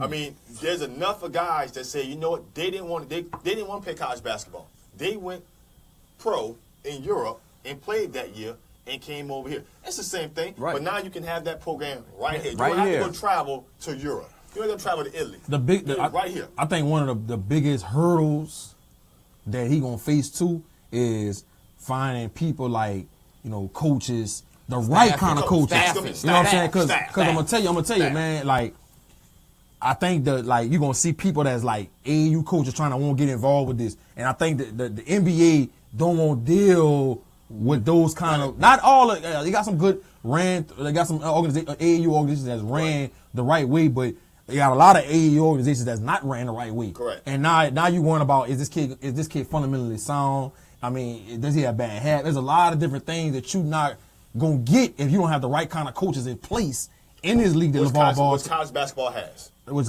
college basketball have. I'm gonna tell you what, not to cut you off, I'm gonna tell you what's eating this up and probably hoping this happen. Agents. Cause now I could just go to the practice, I can go to their house, I can. It's all like it's free game. It's free game. It's free game now. But see, that was about to say. I don't know. I think the biggest hurdle is, like, now, don't get me wrong, G. I think the coaches and all that's a hurdle. But I think the biggest hurdle is the NCAA and the NBA.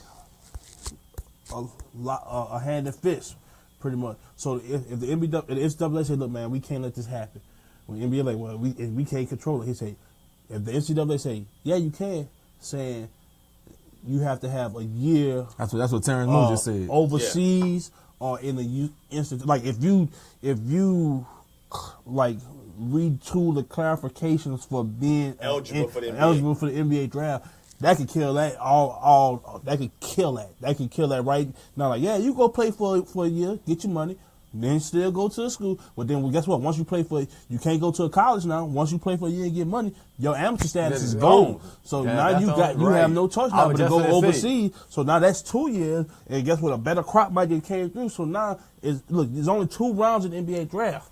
You can only hold 15 people on the roster. So the NBA draft, you got to get it when you can. You can't waste rounds. What you're saying is that the NBA just their rules, because they obviously just been having this conversation about going to 2 years after being out of high school. That could possibly affect. Well, not 2 years. If they say you're only draft eligible if you come from an institution or you come from a farm league. And if they if they say like the FBIA or whatever the Chinese league, if they clarify that, then that kills what LeVar Ball's trying to do. That's the sad. That'll kill it. That's the sad truth. Because I mean that's the one thing. Like but with the NBA, I don't think they would do that, but they right. his point. You don't know, but will the NBA lose out on potential money? I mean, because you never know. Not really. Because you got to think, Alvin Silver he doesn't work for the players. He works for the owners. The owners trying to save money. They making money, but they like. So that's what I'm trying to say. Why would the NBA why would they want a team with the NCAA to do this? I'm just saying. I'm like, what you think would the reason be? Like they made the one of the main reasons. Like they changed that high schoolers coming in to NBA. 1 year. They made that rule because franchises, owners got tired of like, yeah, we drafted this high schooler, he's a phenom, then he doesn't pan out, or he gets hurt, or it takes too long for him to pan out because his body can't let's meet hand in hand here. All right, let me go to NCAA. All right, look, this the new rule. They have to, y'all about to get better ratings and all that stuff. I think they did that solely to help the NCAA. That was the only reason I think they did that help. I'm saying, like, me too. The owner. It's not. What was it? Because think about it, for every Tracy McGrady, for every Kobe, for every LeBron, Kevin Garnett, there's like 50 guys who's not even thought of. You know what I'm saying? And so as a business person, you're like, 1 out of 10 is horrible odds as far as money making. If I'm spending it on you and I'm not getting the return that I need, nah. So if too many of these people are losing out, you know what? Go away and then. But we can't just say we're not doing this no more. You got to make it eligible so they can go to the NCAA. What's gonna help both of us? Well, they can't. Don't let the high schoolers get drafted no more. All right, well, bet you have to be out of high school 1 year. And when they made that rule, nobody was going overseas. So think about the NCAA. All basketball stocks went up for the March Madness, for local teams who got like the high profile people. Wow. You know what I'm saying? So like if that's I think that's the only potential hurdle. Yeah, but it wouldn't be LeVar Ball if he didn't announce his deal. You won't get no traction. I think if you announce the deal. I think the league will be losing out on money if these 4 or 5 star recruits start to go do that. How they gonna lose out on money? Because what's gonna happen is these recruits these top ranked recruits that used to go to college is going to this league now. Okay, so what's happening is the league is going to get watered out because they're getting second tier players coming out to college. No. The ball league is only for high school. Yeah, like you go there and then you go to the draft. Yeah, that league's not to compete with the NBA. No.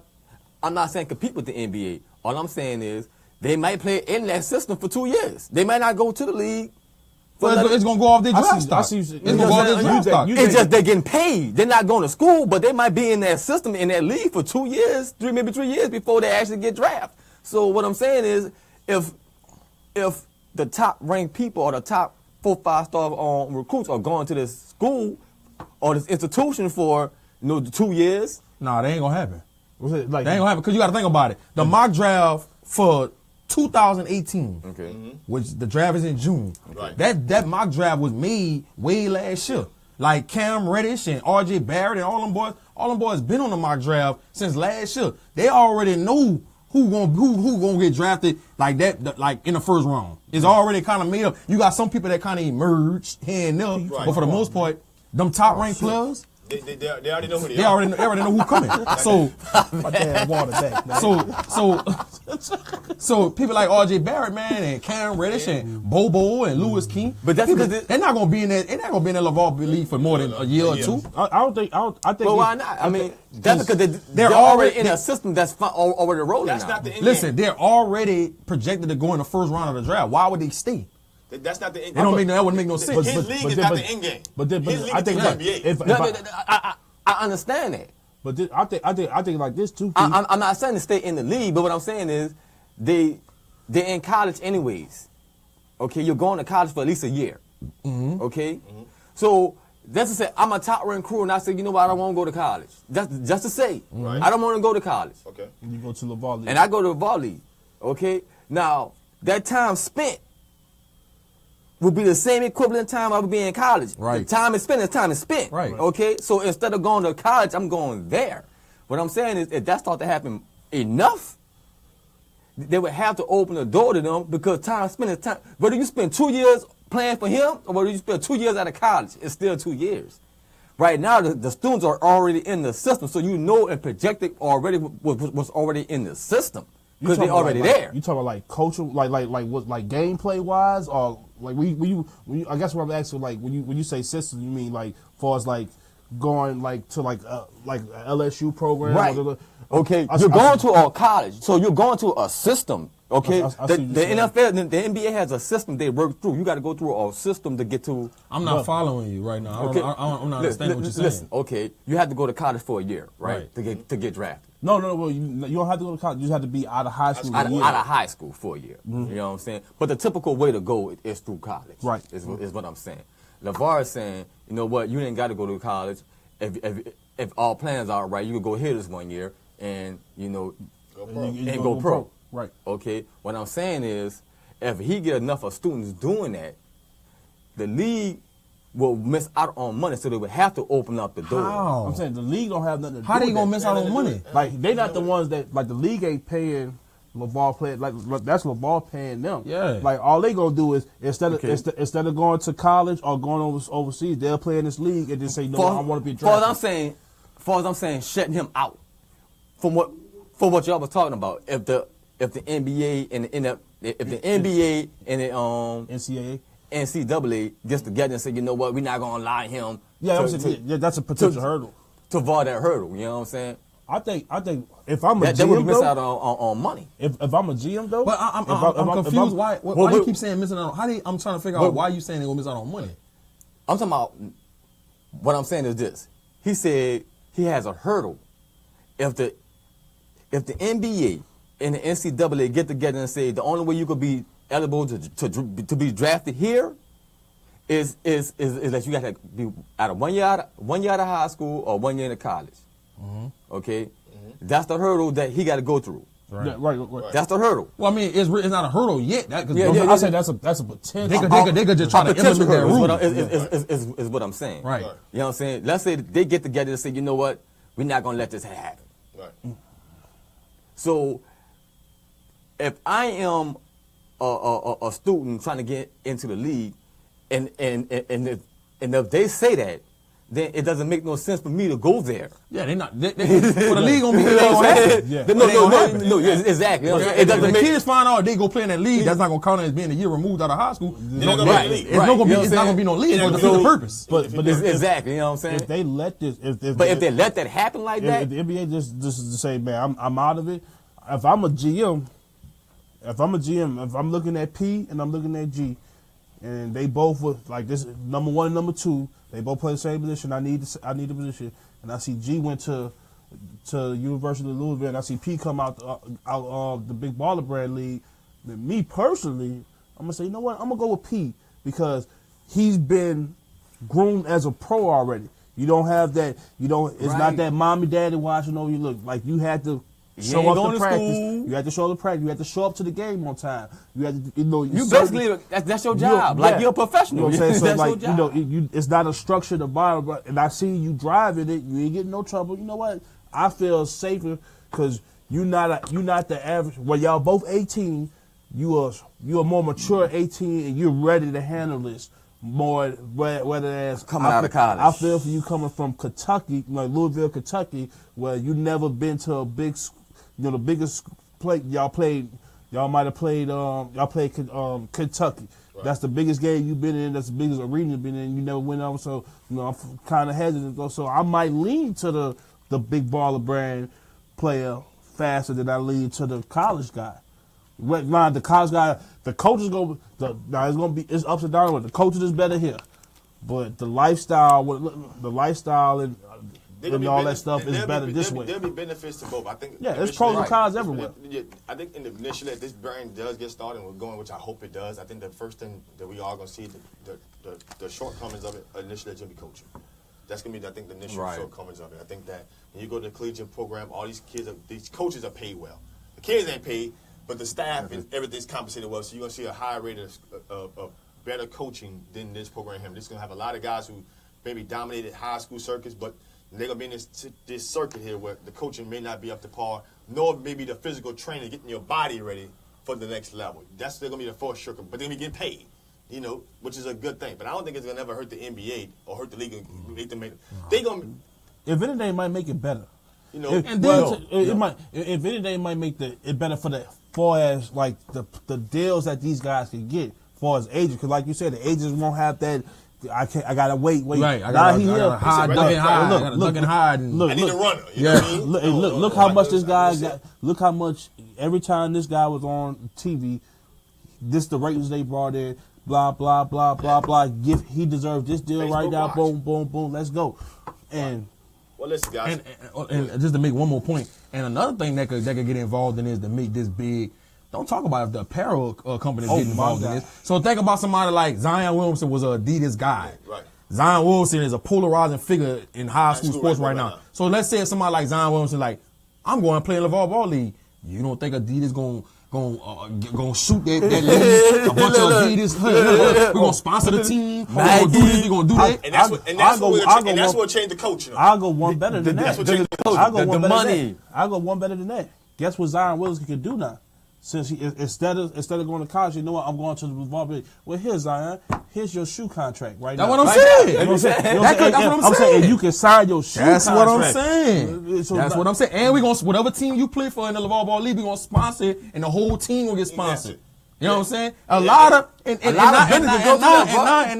that's gonna make a competition, or even it's already a competition, but even more of a competition with these apparel companies, because like Nike gonna be like this: we gotta get our guy in that league and have him as the face of the LeVar League. Then Under Armour gonna come and be like this: we gotta get our guy in there and make him the face of LeVar. Like, and now it's like it's competition. It's gonna kind of be like the circuit: Under Armour versus Nike, and Nike versus Adidas, and then Reebok might come and Powerade trying to get involved. You know what? A professional. No, Powerade got a circuit. You know what? A professional circuit.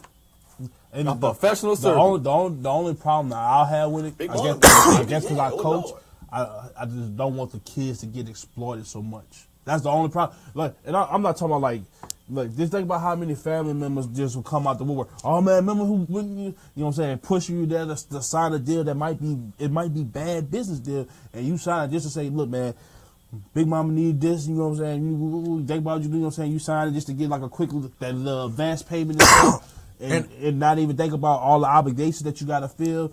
Just so your family can come up real quick, and then now you the one stuck that got to answer for all this. And I even think LeVar Ball might start throwing out endorsement deals. Hey man, that's called being.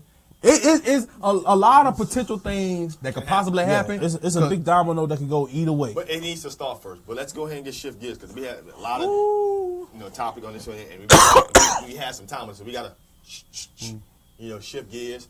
Want to get to some pro talk. I want to talk a little cold, but we kind of running a little bit short on time. But Jerry Richardson, team up for sale. Sex allegations going on in Carolina. I told y'all that was going to hit. I told y'all. It's not the first, second, third. This is the fourth. There are allegations. There's nothing we can confirm to be true, but reality is this. I don't want to talk about Jerry Richardson. He put his team up for sale. P. Diddy came out to publicly, baby. P. Diddy's stupid. Why you? P. Diddy won't own the team. Man, is P. Diddy, would P. Diddy be a good owner for the NFL? Now, I would like to see it. I don't think they're going to let it happen. Roger Goodell and the rest of those owners, let me tell you something, Robert Kraft, Jerry Jones, and Snyder and them right now, in a group text like this, we will not let this NIGGA get an owner, be an owner of an NFL team. Whatever we got to do to mandate this, we going to do it. Don't forget about the Texas owner. Yeah, I'm just saying. But you might have to, this might be with the league. You know what? We got to show that we don't have a black owner. We never had a black owner. We might have to. And I hope it would be like that. I think. And New York and North Carolina have I don't think it's really his color. Correct. I really don't think it's his skin color. I think it's the way he act. You know what I'm saying? He's very business oriented though. No, yes. Business minded. Yes, but NFL owners carry themselves a certain way.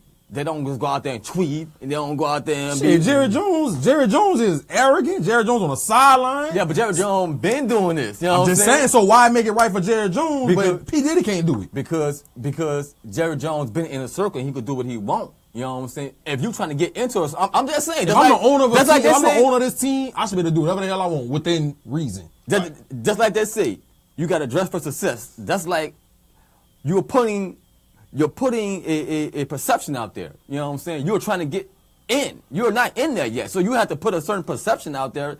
What perception is that? I mean, I don't know. I mean, I don't know billionaire owners, but what I'm saying is this. Even within everyday life, you have to put out certain perceptions to get in certain doors. You know what I'm saying? Whether you may want to or disagree or not, but you have to put in a certain perception to get in certain doors. Right. I see where you're going. It's like that's a fraternity. It really is. There's only 32 of them. No, but I gotta go against that because this what every NFL owner has made their money a certain type of way. Nobody told them how they had to make their money, but they made their money that way. And you know what I'm saying? And they came to the table like, look, this they money. Now Diddy was an entertainer. He had to do things, like you say, that was his perception. He had to hold that perception. Look, he's not a mogul for nothing. Right. He's not a mogul for nothing. And if you got the money and you he should have just done it. You say, he got the money. He should have just done it. But when he instead of doing it first and then coming out with it, he put it out there first. It's a difference. Whether he say I want to be the owner or he just show up and say, look, I'm trying to if he requests information for it, then at the end of the day, it's going. But the social media age we live in, it was going to get put out there anyway. Right. So, producer, you got the video. You want to put the video up? I seen it. Y'all seen it. Okay, y'all. This just in breaking news: the North Carolina Panthers. Okay, North Carolina Panthers are up for sale. I believe it's time to turn the franchise over to new ownership. Well, I need to send a message out to everybody in the beautiful state of North Carolina. I will be the best NFL owner that you can imagine. I will immediately address the Colin Kaepernick situation and put him in the running for next year's starting quarterback. It's just competition, baby. It's just competition. But also,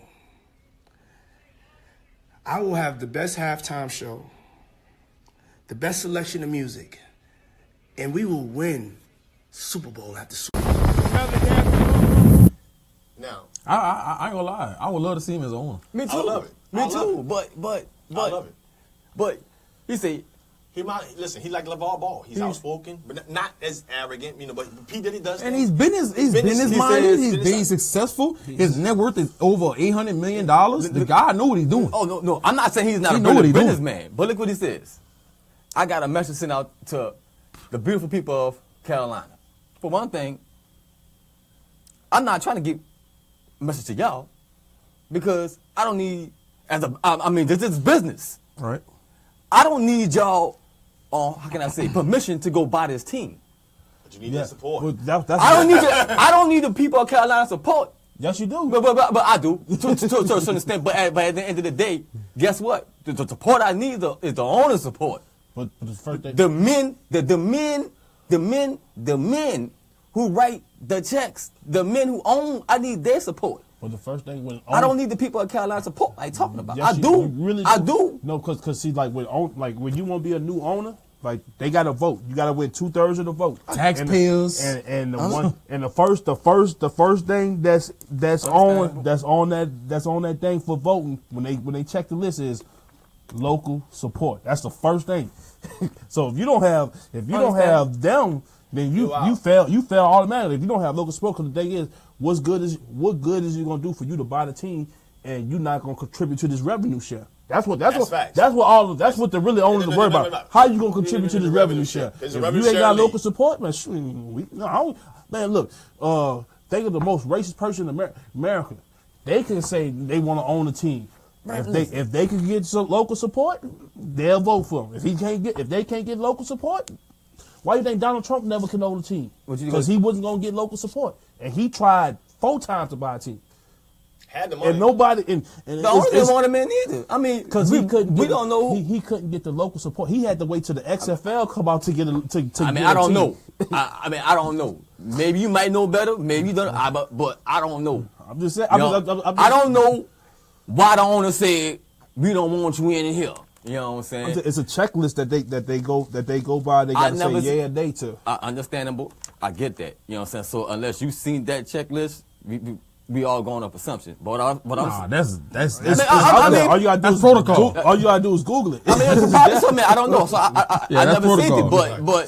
but you know, maybe I might be wrong. You know what I'm saying? I don't know. You know what I mean? That's why think about the NBA. But what's the if I'm trying to buy a team, I'm not gonna put a message out there to the fans first. Sterling. Think about how. Had to get him out a certain And way. then they had to, and how they let like the new owner. He had the $2 billion ready. He was like, "Look, I got $2 billion. I co-own on Google. I got the money. You know what I do outside of this. Nobody, money ain't the issue." And he had the $2 billion.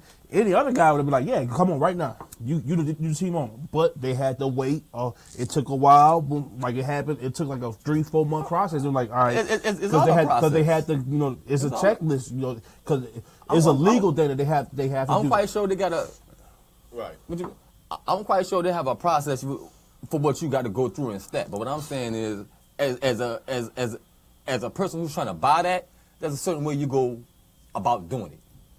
You feel me? If you're really serious about it. I guess you're saying he could have been quiet about it.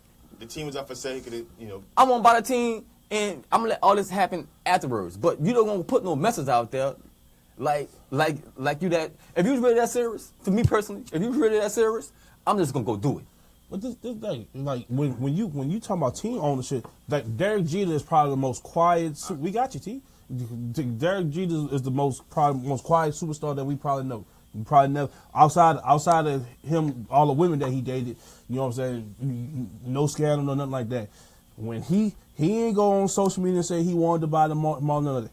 He just when they said, look, the mall's up for sale, he went there and said, look, here the money. He's not majority owner though, huh? Yeah. So nobody else invested? No, he invested, but he got the majority of it. But Jay-Z went to go buy the Nets. But he did like this, and then as soon as he did this and said, I wanna put in to say, now baseball got a whole different system. You gotta bid, then you gotta, say so as soon as he put his name in, when he walked out the commissioner office, Derek Jeter just went up, they had cameras all in his face, so if they're gonna do it anyway. You need local support. He's a Florida guy, so he had the local support. But you need the local support anyway. So he just went out there and said, "Look, this is what I just seen." And think about it, he had the official letterhead. That means it was sent to him. He had the, it was stamped. It had the headquarters address. So he's in that chair like, "Look, this is up for sale. You have the capital to do it. We just have to by rule we have to send it to you." And he just put it out there. I see nothing wrong with it.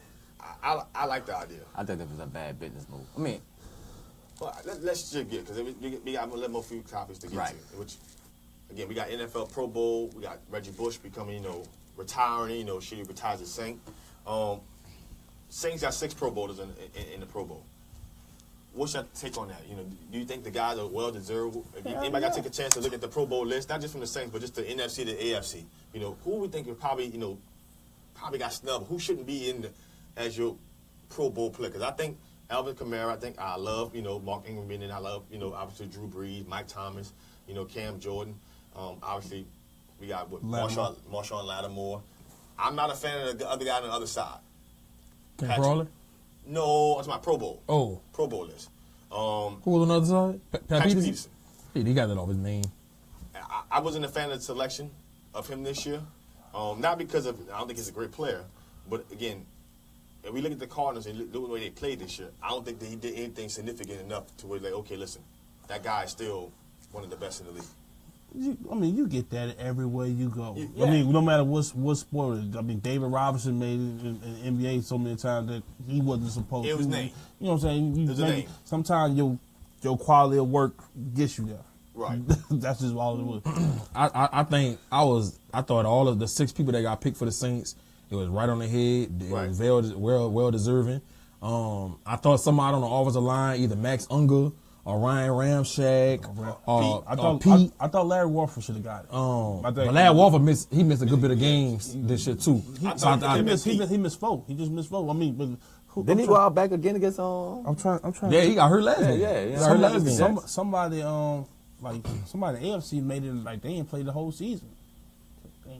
But I thought somebody on how we been running the ball. How dare you don't get somebody on the offensive line a Pro Bowl bid. Tyra Smith. That's what Tyra Smith missed half the season. He's first. How? Man. You know what I'm saying? Right. That's Ramshack spot. Right. So somebody on the Saints offensive line, at least one person should have got in the Pro Bowl. And that's just a testament to the way we drafted this year. Right. And the last 2 years, as a matter of fact. I mean, you got Michael Thomas, second year. Marshall Lattimore, rookie. Alvin Kamara, rookie. Cameron Jordan. I mean, this guy hasn't missed a game his whole career. We know he's going to retire as a Saint. Right. Drew Brees back in it. So I was very pleased with the Pro Bowl selections from us. I thought Travis Kelce, I don't know if his first name, the center for the Eagles. Zach Kelce. Is Zach Kelce? They brothers. Right, Kelce, the center for the Eagles. I thought he got snubbed for getting in. So. He was well deserving of it. But we could say this every year. Every year they only got so many spots. Right. People are going to get snubbed every year. So I'm just glad our Saints, our Saints got in there. Now we know. All right, this is the question I posed real quick before we move on. With Wentz being hurt, who is the next NFC quarterback that you put there? It got to be Russell Wilson or Drew Brees. Russell Wilson, Drew Brees already there. The third guy. I gotta go with Jared Goff. Yes. To me, I go with Case Keenum. I can't pick him up with Jared Goff. I'm saying it's because like how they do it better. Team that does the best and also if he got all that going for him and he wasn't the starter, he had to come in and look what he's done. You can't take enough away from Case Keenum, but because of what the Rams' record was last year, and because of what his team right now, because of Sean McVay being the head coach, I got to get to Goff. Because right now, to be flat out for Jared Goff, like he didn't belong in the NFL last year. You're right. McVay did a phenomenal job with getting him evolving to an even better quarterback this year. Because the jury was out about how good he could be. But somebody's hands was too small. Right. There's a whole bunch of different things. He just did not look like an NFL quarterback last year. That's it. It just like for the first overall pick, was like, okay, this is not going to look good. But for that guy Case Keenum, he has some good body. I don't want to take nothing from him, but I'd expect the same. That was Sam Bradford. You got the same thing. What Jared Goff has done, it's been incredible. I don't want to take nothing from him. It wouldn't bother me either one getting it. I would say right. It wouldn't. I just knowing how they typically vote. I know who I don't want in if it's not one of those two, and it's not a shot. I don't want to see Kirk Cousins. He got the numbers. He got numbers. Kirk had a good year. He got numbers. But as far as especially considering the circumstance that he went through this year, without having Reed for most of the year, with Terrell Pryor not playing a lot of this year. I mean, he got numbers. I don't want to take numbers. His best two running backs got hurt. I just don't want to see him over those two guys. I just don't. If you go by numbers, you got to give it to him. No, he's up there for his numbers, but as far as I'm looking at guys, like, okay, yeah, the numbers are going to be there, but when you start looking at, are the Redskins going to be like winners consistently? That's the part of the jury's still out. But as far as numbers, he's going to be up there. I don't want to take nothing from the guy, but there's no here nor there. Saints, we're going to shift a little gears a little bit. I know you got to get wrap this show up in a little bit. Reggie Bush retiring as a Saint. When we look back at his time as a New Orleans Saint, is he probably one of the most electrifying guys that the Saints drafted? Electrifying, yes. Yeah. Electrifying, yes. I think you gotta change that question up a little bit. Is he electrifying? That's kind of obvious. Outside, Kamara is first year, but let's just be real. He might have been like the best playmaker the Saints ever had. Like the Saints, open field, just like you talking about Reggie Bush? Yeah, Reggie Bush. Like for the franchise, like in the franchise. I mean, think about it from the return game to catching out the backfield to be able to break one. He might have been the most exciting playmaking person we ever had. I was thinking about it. I was Chad Morton and Beer Man. Exciting, yeah, but for productivity, right? That's another story. I didn't say production. I think we should pose a better question because electrifying. I can name a lot of people that was electrifying, but that wouldn't. Okay, well, ask you this: would y'all consider him in our top 5 running backs? Oh no. As a Saint? No, me, nah. Top 5 by him being so electrifying, you know what I'm saying? Because you gotta go back to Ricky Williams, Ricky, Deuce. Now you got to put Ingram in there. You got to. Got to put Mark in there. Dalton Hilliard, Craig Ironhead, Haywood. That's 5. Well, I'll say. well, I'll just say in this since the new millennium, 20. Well, since the because we don't have enough. Right. You're not gonna go way. We're not gonna go way back. The 17 years. 17 years. We talking 17 years, huh? 17 years down. Would y'all put him in the top 5? Yeah, I mean, I don't want to take nothing from him, man. When we drafted Reggie Bush, man, I mean, that was a pick that the Saints needed. I was so happy that when Mario Williams went first overall and we was getting Reggie Bush, it was kind of like one of those things where you're getting a once in a lifetime type talent. I ain't gonna lie, I wanted Mario Williams. Me too. Me too. Be real. I mean, I think Reggie Bush was the better PR move. Right, because they sold a lot of tickets. Exactly. We'd have drafted Mario Williams. We wouldn't have sold them tickets like that. Yeah, that's correct. You know what I'm saying? Exactly. That's how I feel. And then it was after Katrina. Right. So right. You needed somebody to say, okay, but his body will work. New head coach, trash, dog. New head coach. I think when we drafted Reggie Bush, I was very excited. I was glad we drafted him. I thought he was gonna be like another Marshall Faulk and pulls his will in the league like that. I thought he was gonna win a couple of MVPs. But I mean, Reggie just didn't pan out that way. He averaged under 4 yards a carry, damn near every season with the Saints. Right. You know what I'm saying? He had fumbling issues, and his whole career with the Saints, he had 4 punt return touchdowns. I thought but when you seen in college, you just thought he was gonna tear the league up. I thought he was gonna be like a Devin Hester in the return game, or Dante Hall, or somebody like that. And he saying Gale Sayers. You know what I'm saying? That's what they was comparing him to when he got drafted. You know what I'm saying? But he just never panned out to be one of those guys. He ran a lot of East and West stuff that he got away in college. He couldn't get away with it in the NFL. He's always nicked up. He had his best years with the Lions and the Dolphins. That's the only 2 times he went over 1,000 yards 2 times in his career. And it was 1 year with the Lions and 1 year with the Dolphins. With the Saints, he never came close. He was always under 4 yards a carry with the Saints. I think his high rushing total was like 600 yards. That's a Super Bowl year. To be honest, as a runner. To be honest, I only have 1 memorable game. Well, 2. So I have 2 memorable games from Reggie Bush's career as a Saint. The first one was his rookie year when they kept talking about how fast Devin Hester was. He was the fastest guy in the league, and Reggie broke that long run, and Hester was like right there with him, and Bush looked, and he just in that Chicago game, in the NFC championship, and he just took off, and like, oh my God, like so much for the fast guy in the league, and then the Cardinals game and the Super Bowl run. I mean, I think the receiving touchdown, the run touchdown, and the punt return. He ran wild that one. It wasn't a wild card game. It was the divisional game. The first home game. The divisional game. Oh yeah, because we had a bye. Yeah, because we was number 1. We was number 1 seed. Yeah. So we played them. We played the Cardinals. Then we played the Vikings. Right. It was that game. It was like Bush. Now Derek Wilkes said they didn't use the man right. I think we did. I think we did. He just. I appreciated him. Don't get me wrong. I appreciated what he brought to our office because he was a great decoy. You had the game plan for him. So I don't want to discredit. He was a matchup nightmare.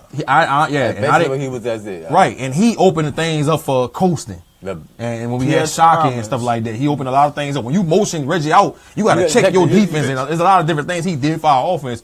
But as far as productivity wise, he didn't have it. The best decoy ever. But to be honest, to me, I think what Reggie's biggest problem was he didn't adjust to the league. Right. He tried to make the league adjust to him. And in certain formations you was gonna get a matchup on a linebacker. Yeah, we know you're supposed to win that matchup. You know that I'm not giving you a pat on the back for doing what you're supposed to do. But when I needed you to put your foot in the ground and hit the gap, no. I seen a dude dive at Reggie and hit the tip of his foot, and Reggie went down. I take that back. I remember we playing Reggie Bush. The third one ain't good. Drew Brees in the flat and Sheldon Brown laid him out and he had to crawl off the field. That was like, I don't know how Drew Brees said that like that. That was for Philly. How did it? Sheldon Brown. Philly game. Because Drew Brees is a good wholesome guy and Reggie Bush kept bringing Kim Kardashian in there and said, You wish you had some of this, huh, Drew? Drew's like, all right, you keep, all right, I'm show you. You wish you had that. You wish you had a tighter spiral, huh? Because you just got toe up. He got lit up. Him getting lit up was a. But I like the what Reggie Bush brought him. I mean, I think obviously his second year being here, he started to get like more PR. People started try to make that press about Reggie Bush, and it was America. The city of New Orleans needed it, and that's being. It was Drew Brees and Reggie Bush as far as PR, getting notoriety and getting them primetime games. Because that's when Drew Brees was just becoming a superstar, but Reggie Bush was that guy. You know what I mean? That's the reason why people tuning in to see exactly what he was going to do. You see what I'm saying? But his real production became that Super Bowl year. A lot of times you saw a lot of plays that he made in the punt return game. He didn't get a lot of yards per carry, but those little 7 to 8 yards he did get sometimes, it was like, wow. Like, in a little draw, you like, I think wow, like okay, like this guy's a talent. You know what I mean? But at the end of the day, as a running back, his best year was in Miami when he first got out of Miami and in the Detroit Lions uniform. What he goes down for as the Saints though is probably the most high profile player ever drafted. That's about it. Yes. And that's saying something. And he won a Super Bowl with us. Yeah, you know what I'm saying? Like, because you draft and think about the two guys he had to come behind. That's saying something too. We seen Ricky. Yeah.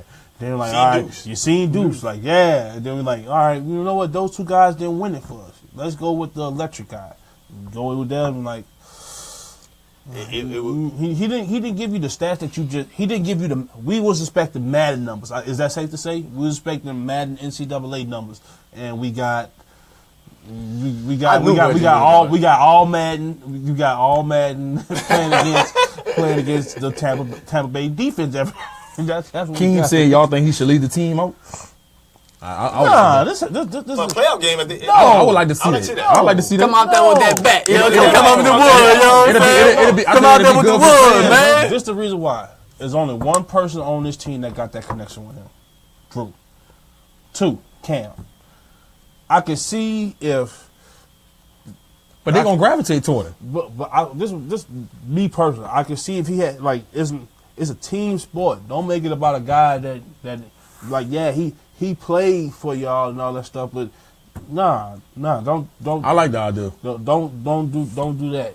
And then a lot of them guys, because we got a young team, a lot of them guys on that team look at the Reggie Bush. Right. Looked up to him. Right. That's who they watch. That's cool. Right. That's who they watch. That's cool. Right. But They was in high school, they watched Reggie Bush.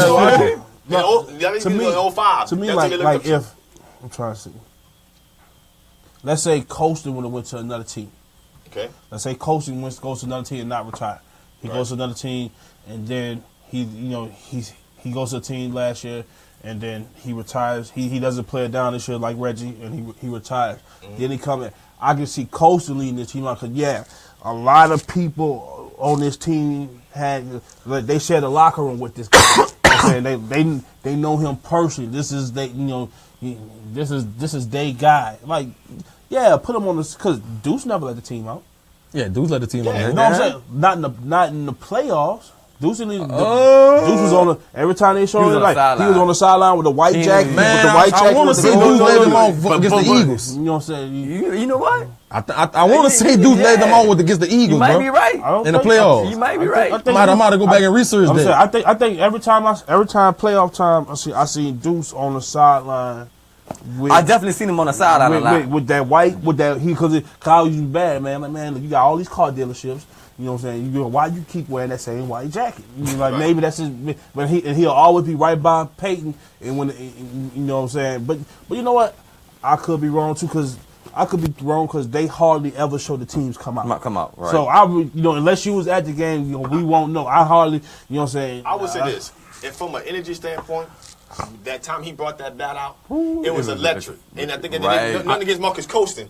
Marcus Colston is a very conservative guy on the football, make plays. Marcus Colston wouldn't even want to do that. No, that's not who he is. That's not his role. He started crying one time when they had to do his first interview. Real talk. He started crying to his agent, like, please don't make me do it. Please don't make me do it. And he's just like, you got to do it. Right. He's like, no, I don't want to do it. He's crying like, I don't want to do it. That's what that is. It's not his character. You know what I mean? Even though he shared the locker room with those guys, he's not that electric figure. Reggie Bush is that electric figure. Because can you imagine the first playoff game, Reggie comes out he comes out The crowd go. They show him on the thing With the wood, with the wood, with the bat, and the crowd go crazy. He lead the team out. Man, I just think that'll be good for the morale for the team. It'll get us pumped up. It just watch how that dome get live. I think it'll be good. To me, it'll be good. That's more of a fan thing. Like I guess it's the coach. To me, that's more of a fan. Okay, so people like. I mean, definitely it's for the fans. It's really ain't for the team. It's for us. That's what you play the game for. The fans. Without the fans, you don't play the game for the fans. You play the game for the win. For the fans. Without the fans, y'all can't get paid. Yeah, you can. Oh. This team, because the arena that sold out, don't mean your check ain't gonna stop coming that Monday. Well, eventually, if it don't sell out, the fans gonna show up. They will not get paid. That money gonna stop. The team just gonna get moved, but you still gonna get that money. Me personally, I get what you're saying, though. You know, what you're trying to say. But he has nothing to do with this team, right? But a lot of people that come back. I understand, but I'm saying he had nothing to do. Like, this team is a special team. They're doing it totally different from, you know what I'm saying. Let them enjoy their moment. Like, this is about their hard work. Don't bring that's me. I've never been the one to say, all right, Ray Lewis, you come on back. I've never been that guy. I never you had your time. You know, if you want some. Come behind closed doors when it's just a team. So Palomalu come out there for the Steelers.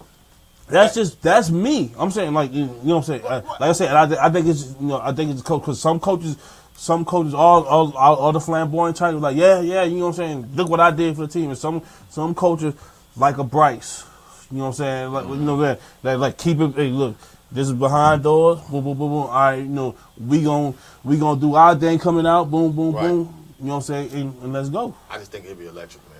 Yeah. It sends a certain message to the guys who's about to come out here. Boy, y'all better win this game. I mean, when we came out here like this, boy, it was on.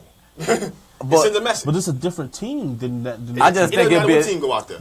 It's sending a message. I agree, because they all know Reggie Bush, and he was a polarizing figure, and he won a Super Bowl. Now, if he didn't accomplish a Super Bowl or nothing like that, he wouldn't have his merit. Like, yeah, I wouldn't be like, oh, look, yeah, like, you know what I'm saying? We talking about guys who won a Super Bowl. I just think it'd be good for the fans, me personally. Yeah, it would. Don't say. I think it'd be good for the fans. It'd be good for TV. Right, that's it. You know what I mean? Other than ratings. But for the team perspective, but for the fans, just set the tone. Set that tone. I'd rather Reggie Bush be on that sideline, let the team come out, and then, like, let's say a big play, and I see Reggie running around with the towel or something like, yeah, that's your role. That's, you know what I'm saying.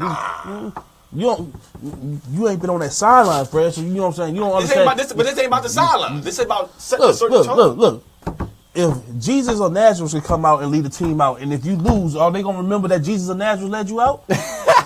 Well, like, man, that team, they'll pitch down their leg, they drop the ball. Jesus or Nazareth let them out, but they lost. What good is it? Reggie Bush coming out slamming the damn bat, and you come out, you play a horrible game, you lost. What type of tone is that setting? I seen more games. Regardless. I seen more games when there's a hype, when we do all this extra hype stuff, and you lose, rather than the team that just say, "Come on, we here for business." I'm gonna say that team got to play that game regardless. What I'm saying is, when you talk about getting that crowd involved, that crowd sending now that 3rd down and 3, when you had an average energy, that 3rd down and 3 got real energy now. You sending that energy to that people who sitting in that stands. They say, guess what? That 3rd down and 3, I need y'all to say something. I agree with that.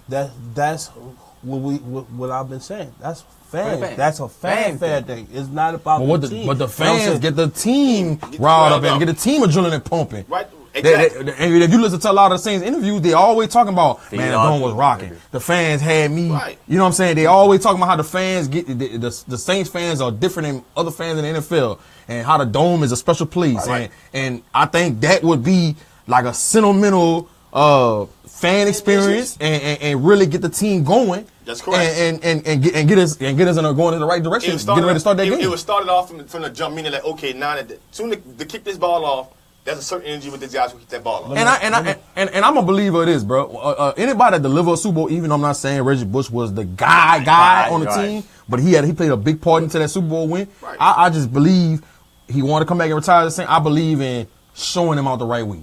I'm not saying retire his jersey or anything like that. Right. But I think that'll be Show him out the that'll be right a great way to show. Look, we appreciate what you did. You helped bring us a Super Bowl. But if you're gonna do it now. Don't do it at the playoff game. Because let me ask you this: how many games? I would probably did it Sunday for the Atlanta game. Me neither. Like, because that's a rival game and it means something. It means something. Let me ask you this: how many games Reggie Bush led the team out at home this year? None. How many times that dome was rocking at home this year? It was rocking. It was rocking. Okay, I'm just. The dome's still gonna rock. The dome's still gonna be rocking, huh? So well, I don't want to say that like it's not. I'm just saying that okay, when you go out there, like that was so spontaneous when he did that first time. It was sending a message to not just to his crew, but to everybody who came out that okay, we ready to play some football. And it's sending. I think it was sending the same message to the fan base that okay, the group of guys that's about to come here right now, they ready. I kind of agree with you, Hen, on Come that. out here. If you're gonna do it, let's do it now. I'll be cool with that. Against this Atlanta game, right? Atlanta game would be a perfect game to do it. Let's do this against this Atlanta game. Yeah, it's a rival game. It's a rival game. You're gonna set the tone with them. You know, we're gonna get the dome rocking. Look, this we gonna get the dome. The dome gonna be rocking just for the simple fact how the last game played out. Yeah, you know we pissed off already about that. Yeah. You know what I'm saying? We wait for a motherfucker to come out and say something. Say something. Then you gonna boo when them boys come when they come out. I'm going on crazy when they. I'm going on bourbon come Saturday. I'm gonna find about 2-3 Atlanta girls. And I'm trying to go home. Time. Well, speaking about this Atlanta Falcons matchup, you know, obviously the Saints need to win this game. This is about seeding. This is about positioning right now. It ain't seeding. It's just position. It's about the division. Division, right? Because right now Carolina's on our behind, and the reality is they got 2 cupcakes. Who? Carolina. Oh, you only play Atlanta the last game. You tripping? Well, no, from they got Tampa this week. My bad. They got Tampa this week. Nah, I can't say that's a cupcake because they Atlanta got away with their life. If your boy makes a field goal, they going overtime. By the skin of their teeth. You know what I'm saying? This is a division game. You can't say nothing to cupcake. Yeah. Well, what I'm saying is that they are expected to win that game. Now, whether they have the matchup to where I think they can beat Tampa, and that game could be a first half ending. Like, they have the talent there on offense. Now, whether they execute or not. What Atlanta should have done, basically. What Atlanta should have done. Now, whether they execute or not is no here nor there. But losing this game right here, it can almost cost this team the division, which means there is no home game, which means that bet we talking about, it doesn't exist because every game now is on the road. You see what I'm saying? So, Alvin Kamara being back healthy again this week. Obviously, the A.J. Klein is on IR for the season. You know, Vaccaro out. Anzalone IR. Alex Ofer IR. We re-signed Sterling Moore today. I don't think the Vaccaro injury is as daunting as the Alex Okafor injury. Right. Because you have we had with Vaccaro we had 5 safeties. You got Von Bell, Banjo, Marcus Williams, and Raphael Bush. Raphael Bush is I'm pleased with Raphael Bush. I'm pleased with him. You know what I'm saying? Banjo is a box guy. Don't put him in. I want to put him in space. Don't put him in cup. Now you have to play matchup with him now. If you expect him to pass, put Von Bell and Marcus Williams out there. If you expect him to run, look, if you expect him to run, I wouldn't be surprised if they say, look, come on, Marcus Williams, let's get my 2 dumpers back there and say, come on, give me the best chance in the situation. If you're trying to balance it, then you kind of even it you know off. what I'm saying? But that we still haven't recovered from Alex Okafor. that Alex Okafor. And I think we did a better job. Now, granted, it's the Jets, but it's an NFL team. But the right move was made. You put Sheldon Rankins out there, and you just rotated. You came out with Davidson and Ayamada, because I like Trey Hendricks, I like Kiaha. The fact of the matter is they 250, 250. You can't play that edge on no first down or no second and short being that light, because they gonna whatever it is they gonna check and say. We coming right here. Yep. We coming right here. Yep. Because we got 320 pounds, you 250, and we just. Right. You just gonna have to make a play. 9 times 10, you're not gonna make. You're not gonna play. Right. And then come the second half, you're useless. So I think that move right there helps us, and it helps, especially going into this Atlanta game against a team that runs the ball. The key to this game for us to win, stop 24. Devontae Freeman has 7 games against the Saints in his career. He has 841 rushing yards, 7 touchdowns.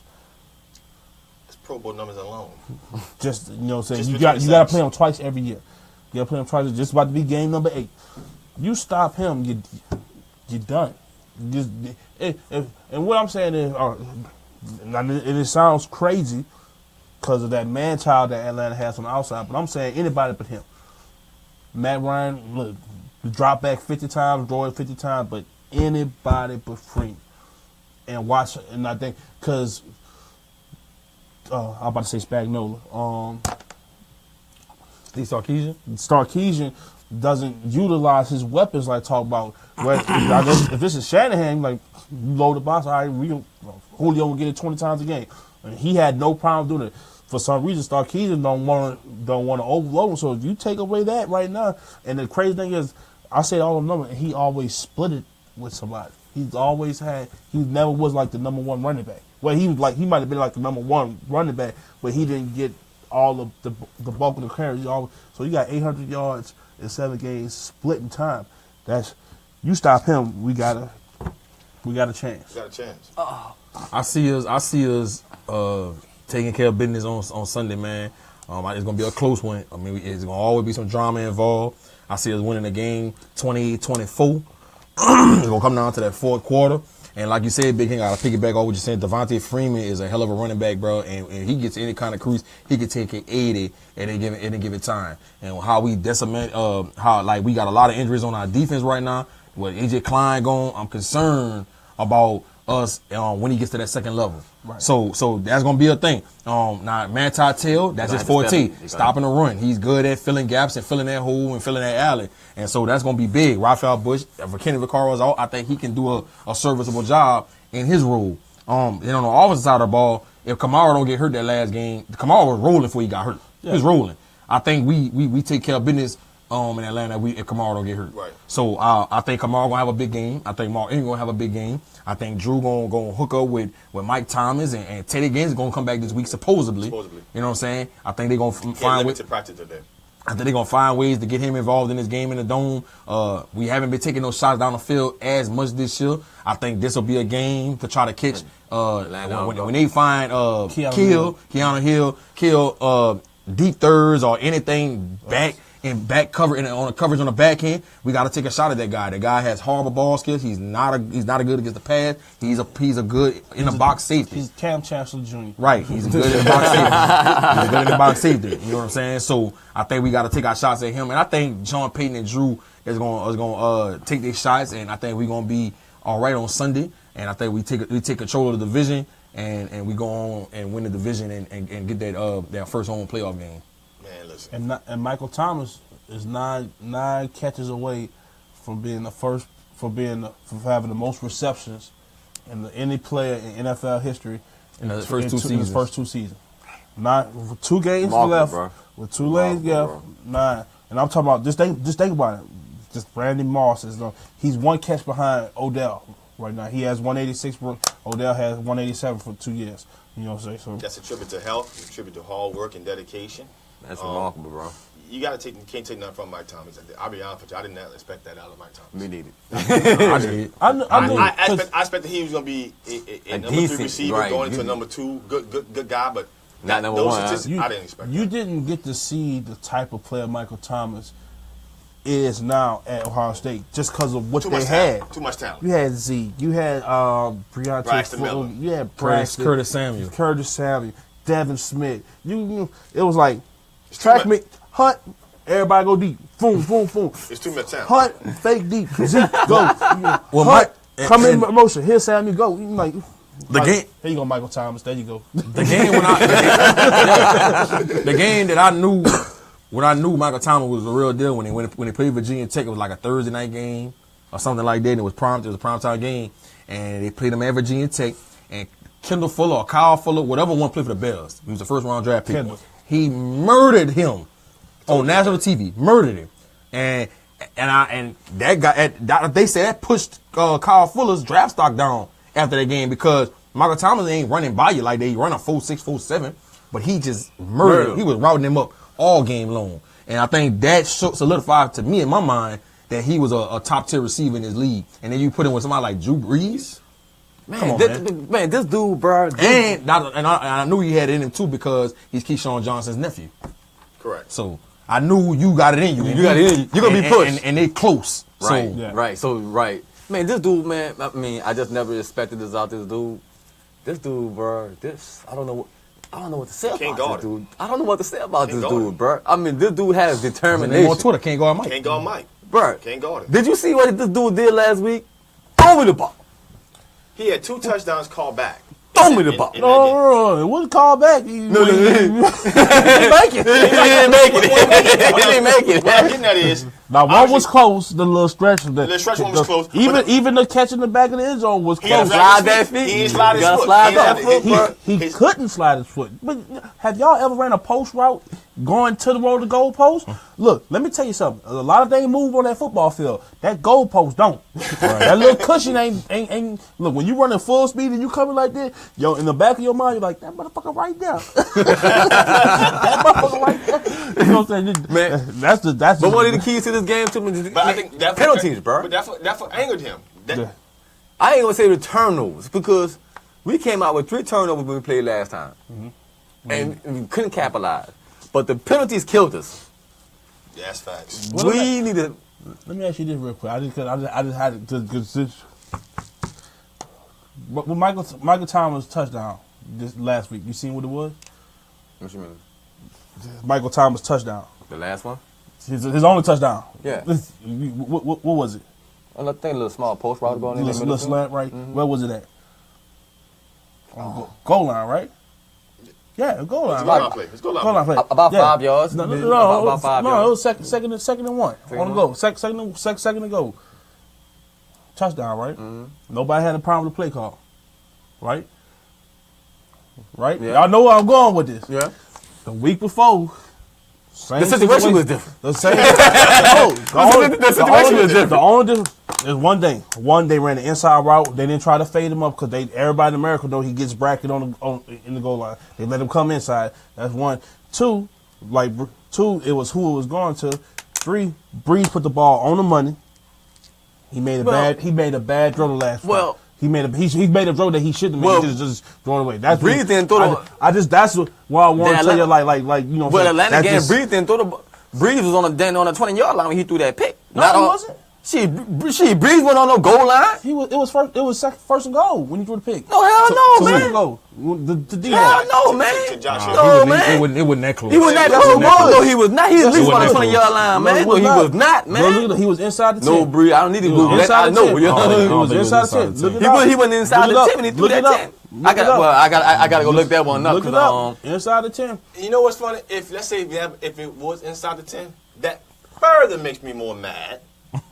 Because you got Mark Ingram in the backfield. And you know you got 3 in the bag. So if it's inside the 10, I'm really pissed. No, but I don't think it was inside the 10. It was inside the 10, but I'm really upset. I'm saying that to say this, like, it was. I gotta go look at it. I gotta get that one again. It was the same situation. Second and goal.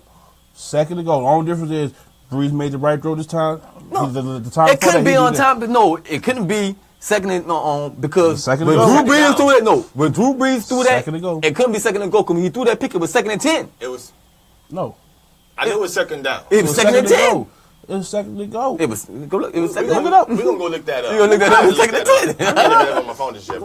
I gotta my phone in what you call him in charge. You know what I'm saying? But this was a look. G looking for second to go.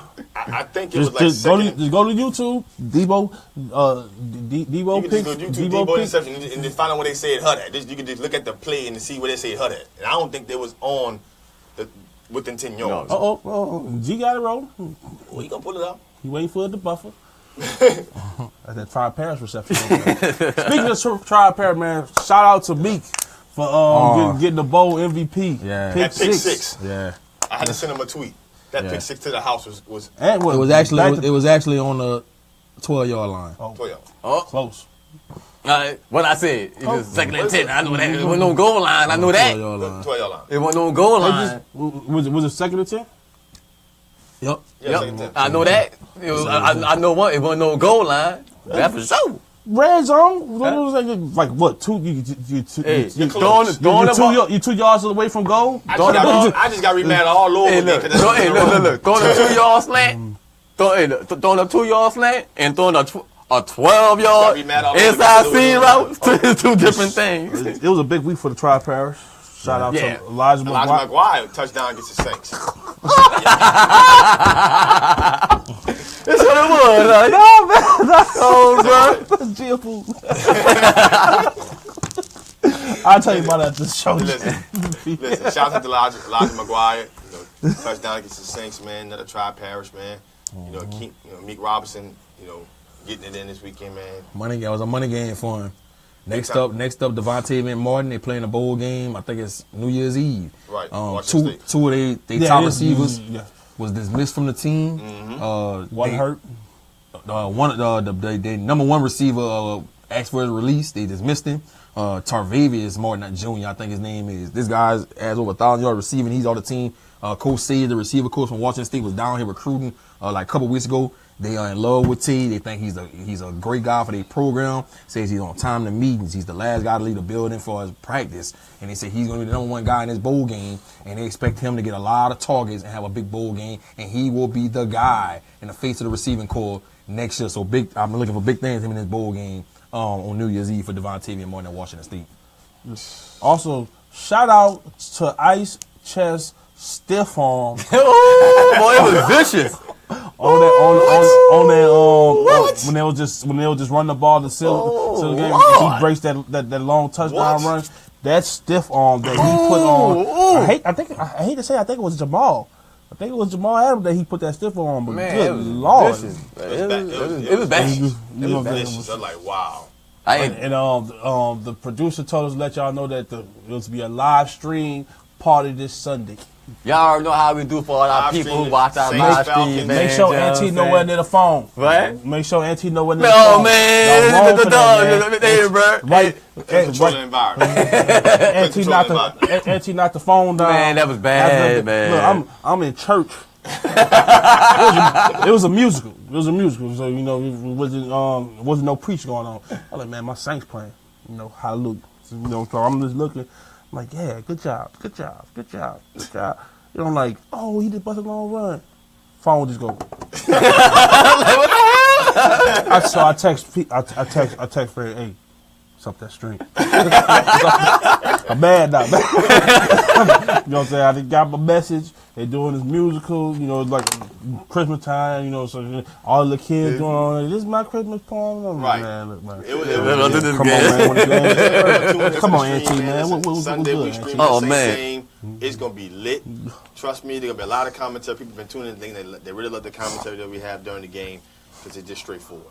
They just upfront and blunt. Holla at FanView come Sunday. Like the page, FanView Live, trust me. At 12 o'clock. Yes. At 12. Too bad I couldn't get no love from my people, you know what I'm saying? It's all good, you know what I'm saying? Well, it's all good. We probably got to get ready to start wrapping this show up, guys. I want to give a shout out to, everybody tuning in. Y'all appreciate y'all coming down here today, man, doing this show, man. I really, really appreciate you. I know y'all come from a distance to do this show. I really, really appreciate it. Your Houston Rockets. Got our first L yesterday, man. Took the L. Took our first L in 15 games. What? Took the L. We still number one in the NBA. Don't sleep. Stay woke. Stay woke. Tomorrow, I will be at Hornville High School for 9 a.m. Puga Williams will be making his decision. Oh. Uh-oh. I will be going live for this. He got a big announcement. It's out there. The three hats that's going to be on the table. I said it earlier. If you wasn't on the show listening or tuning in, Nebraska Cornhuskers, Kansas Jayhawks, and the LSU Tigers, baby. Tune in tomorrow and see where he going to be taking his talents to the next 3 to 4 years. I think he might go to Nebraska. It's going to be big time. I think he might go to Nebraska. Nebraska is pretty sound name, bro. 9 a.m. It's going down. Shout out to the Lakers, man, for retiring 2 numbers. I know you disagree with it. It was ridiculous. It was ridiculous. Man, look, man, you retired both of them numbers, man. You retired both of them numbers, bro. You retired greatness. Thank you. You retired 8, you retired 24. The best player to ever play the game didn't get 2 jerseys retired. You only had 1. Thank you. You're lie. You're lie if you think Jordan only had 1 jersey number. You want to retire 45? I'm just saying, he wore it. But he ain't win no ring with it. I'm just He saying. played a half a season with 40. He ain't win no ring with it. Whoa it. He ain't win no ring with it. He wore it. Well, you tell Chicago do that. No, I'm just saying. The Lakers Kobe, great. Kobe won with Where 8 the stream is going to be. and 44. I'm gonna have it on Twitter and Facebook. On Twitter, G_paid_in_full08. That's my Twitter name. That's my Twitter name on Twitter. Follow me. I'm gonna be going live when he make a decision tomorrow on Facebook. If you don't follow me on Facebook, go to G Sports on Facebook. I have it up on Facebook, and then I'll be having a little segment with him shortly after he make a decision. So man, y'all tune in. I'm telling you, it's gonna be big time. The best player in the state, and probably one of the most underrated players throughout the nation. It's a big deal tomorrow. Big deal. Absolutely. A big I'm deal. tuning in. I'm having to buy a coffee. Hold on, later. As long as you post it on Facebook, I can get back to it. I'm gonna be at work. You know what I'm saying? I got to see that live. You know what? The best. Nah, cause my job be tripping on people on the phone. You know what I'm saying? The best thing I seen was the reason why Kobe got both of his jerseys retired. Because Chris Childs gave him that 2-piece. You gonna stop? I'm not a Kobe fan. gave him a nice little uppercut too. I'm not a Kobe fan. Y'all Me know either. that. I respect it. Me either. I respect them. Don't get me twisted. I'm not a Kobe fan. I'm a Shaq. I'm a Shaq guy. No wrong with that. I'm a Shaq guy. The most dominating person in NBA history. But you gotta respect. Respect the man. Not one thing I do love his mentality. I think to me, for a team game, like he probably one of the most selfish guys to play. But that was his game. That's his MO. Can't hate on it. That's what I don't like it. So yeah. That's what retired. You know what I'm saying? You know what I'm saying? Oh, we got issues here. Producer. We're doing fine. We didn't need the audio.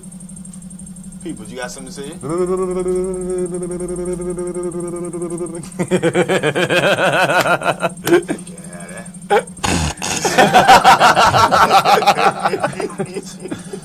Exit stage and left, folks. Okay. Man. Listen, folks, that's our show. That's our show, people. That's our show, guys. Tuning in. Listen, tune in to this live, same stream live. We deeply, deeply appreciate it. Again, this shows you on live, FanView, Real Fans Talk Sports. I can't even get out on the New Orleans Talk Network. Again, tune into the stream. If you're not going to be watching the game, we're going to have the game up for the Saints-Falcons game coming this Sunday. And you know how we do, baby. You know how we going to rock. You know how we rock. Have that great commentary for you. You know how we G rock. Sports going to be announcing Puka Williams in Hornville tomorrow. Coach in. What you got this weekend? Man, look, it's the season for giving. I just want to say, from my family to your family, from the New Orleans Talk Network family, wish y'all a safe and happy Merry Christmas. Hopefully it's everything that you want. And, man, just do something nice for somebody. Somebody that's not going to have a nice Christmas. There's a lot of things going on around the city, toys for tots, something for the homeless, just somebody that's less fortunate. Just go ahead and take that extra mile because it is the season for giving. That's right. You're right about that. Listen, guys, that's a wrap. That's our show. We appreciate you tuning in. Again, this is FanView, Real Fan Talk Sports. Share the page. Like the page with a friend. We deeply, deeply appreciate it. Give us a call next week. We're going to be more sports, baby. You already know what it is. Merry Christmas. Merry Christmas, baby. Who that? Y'all have a nice night.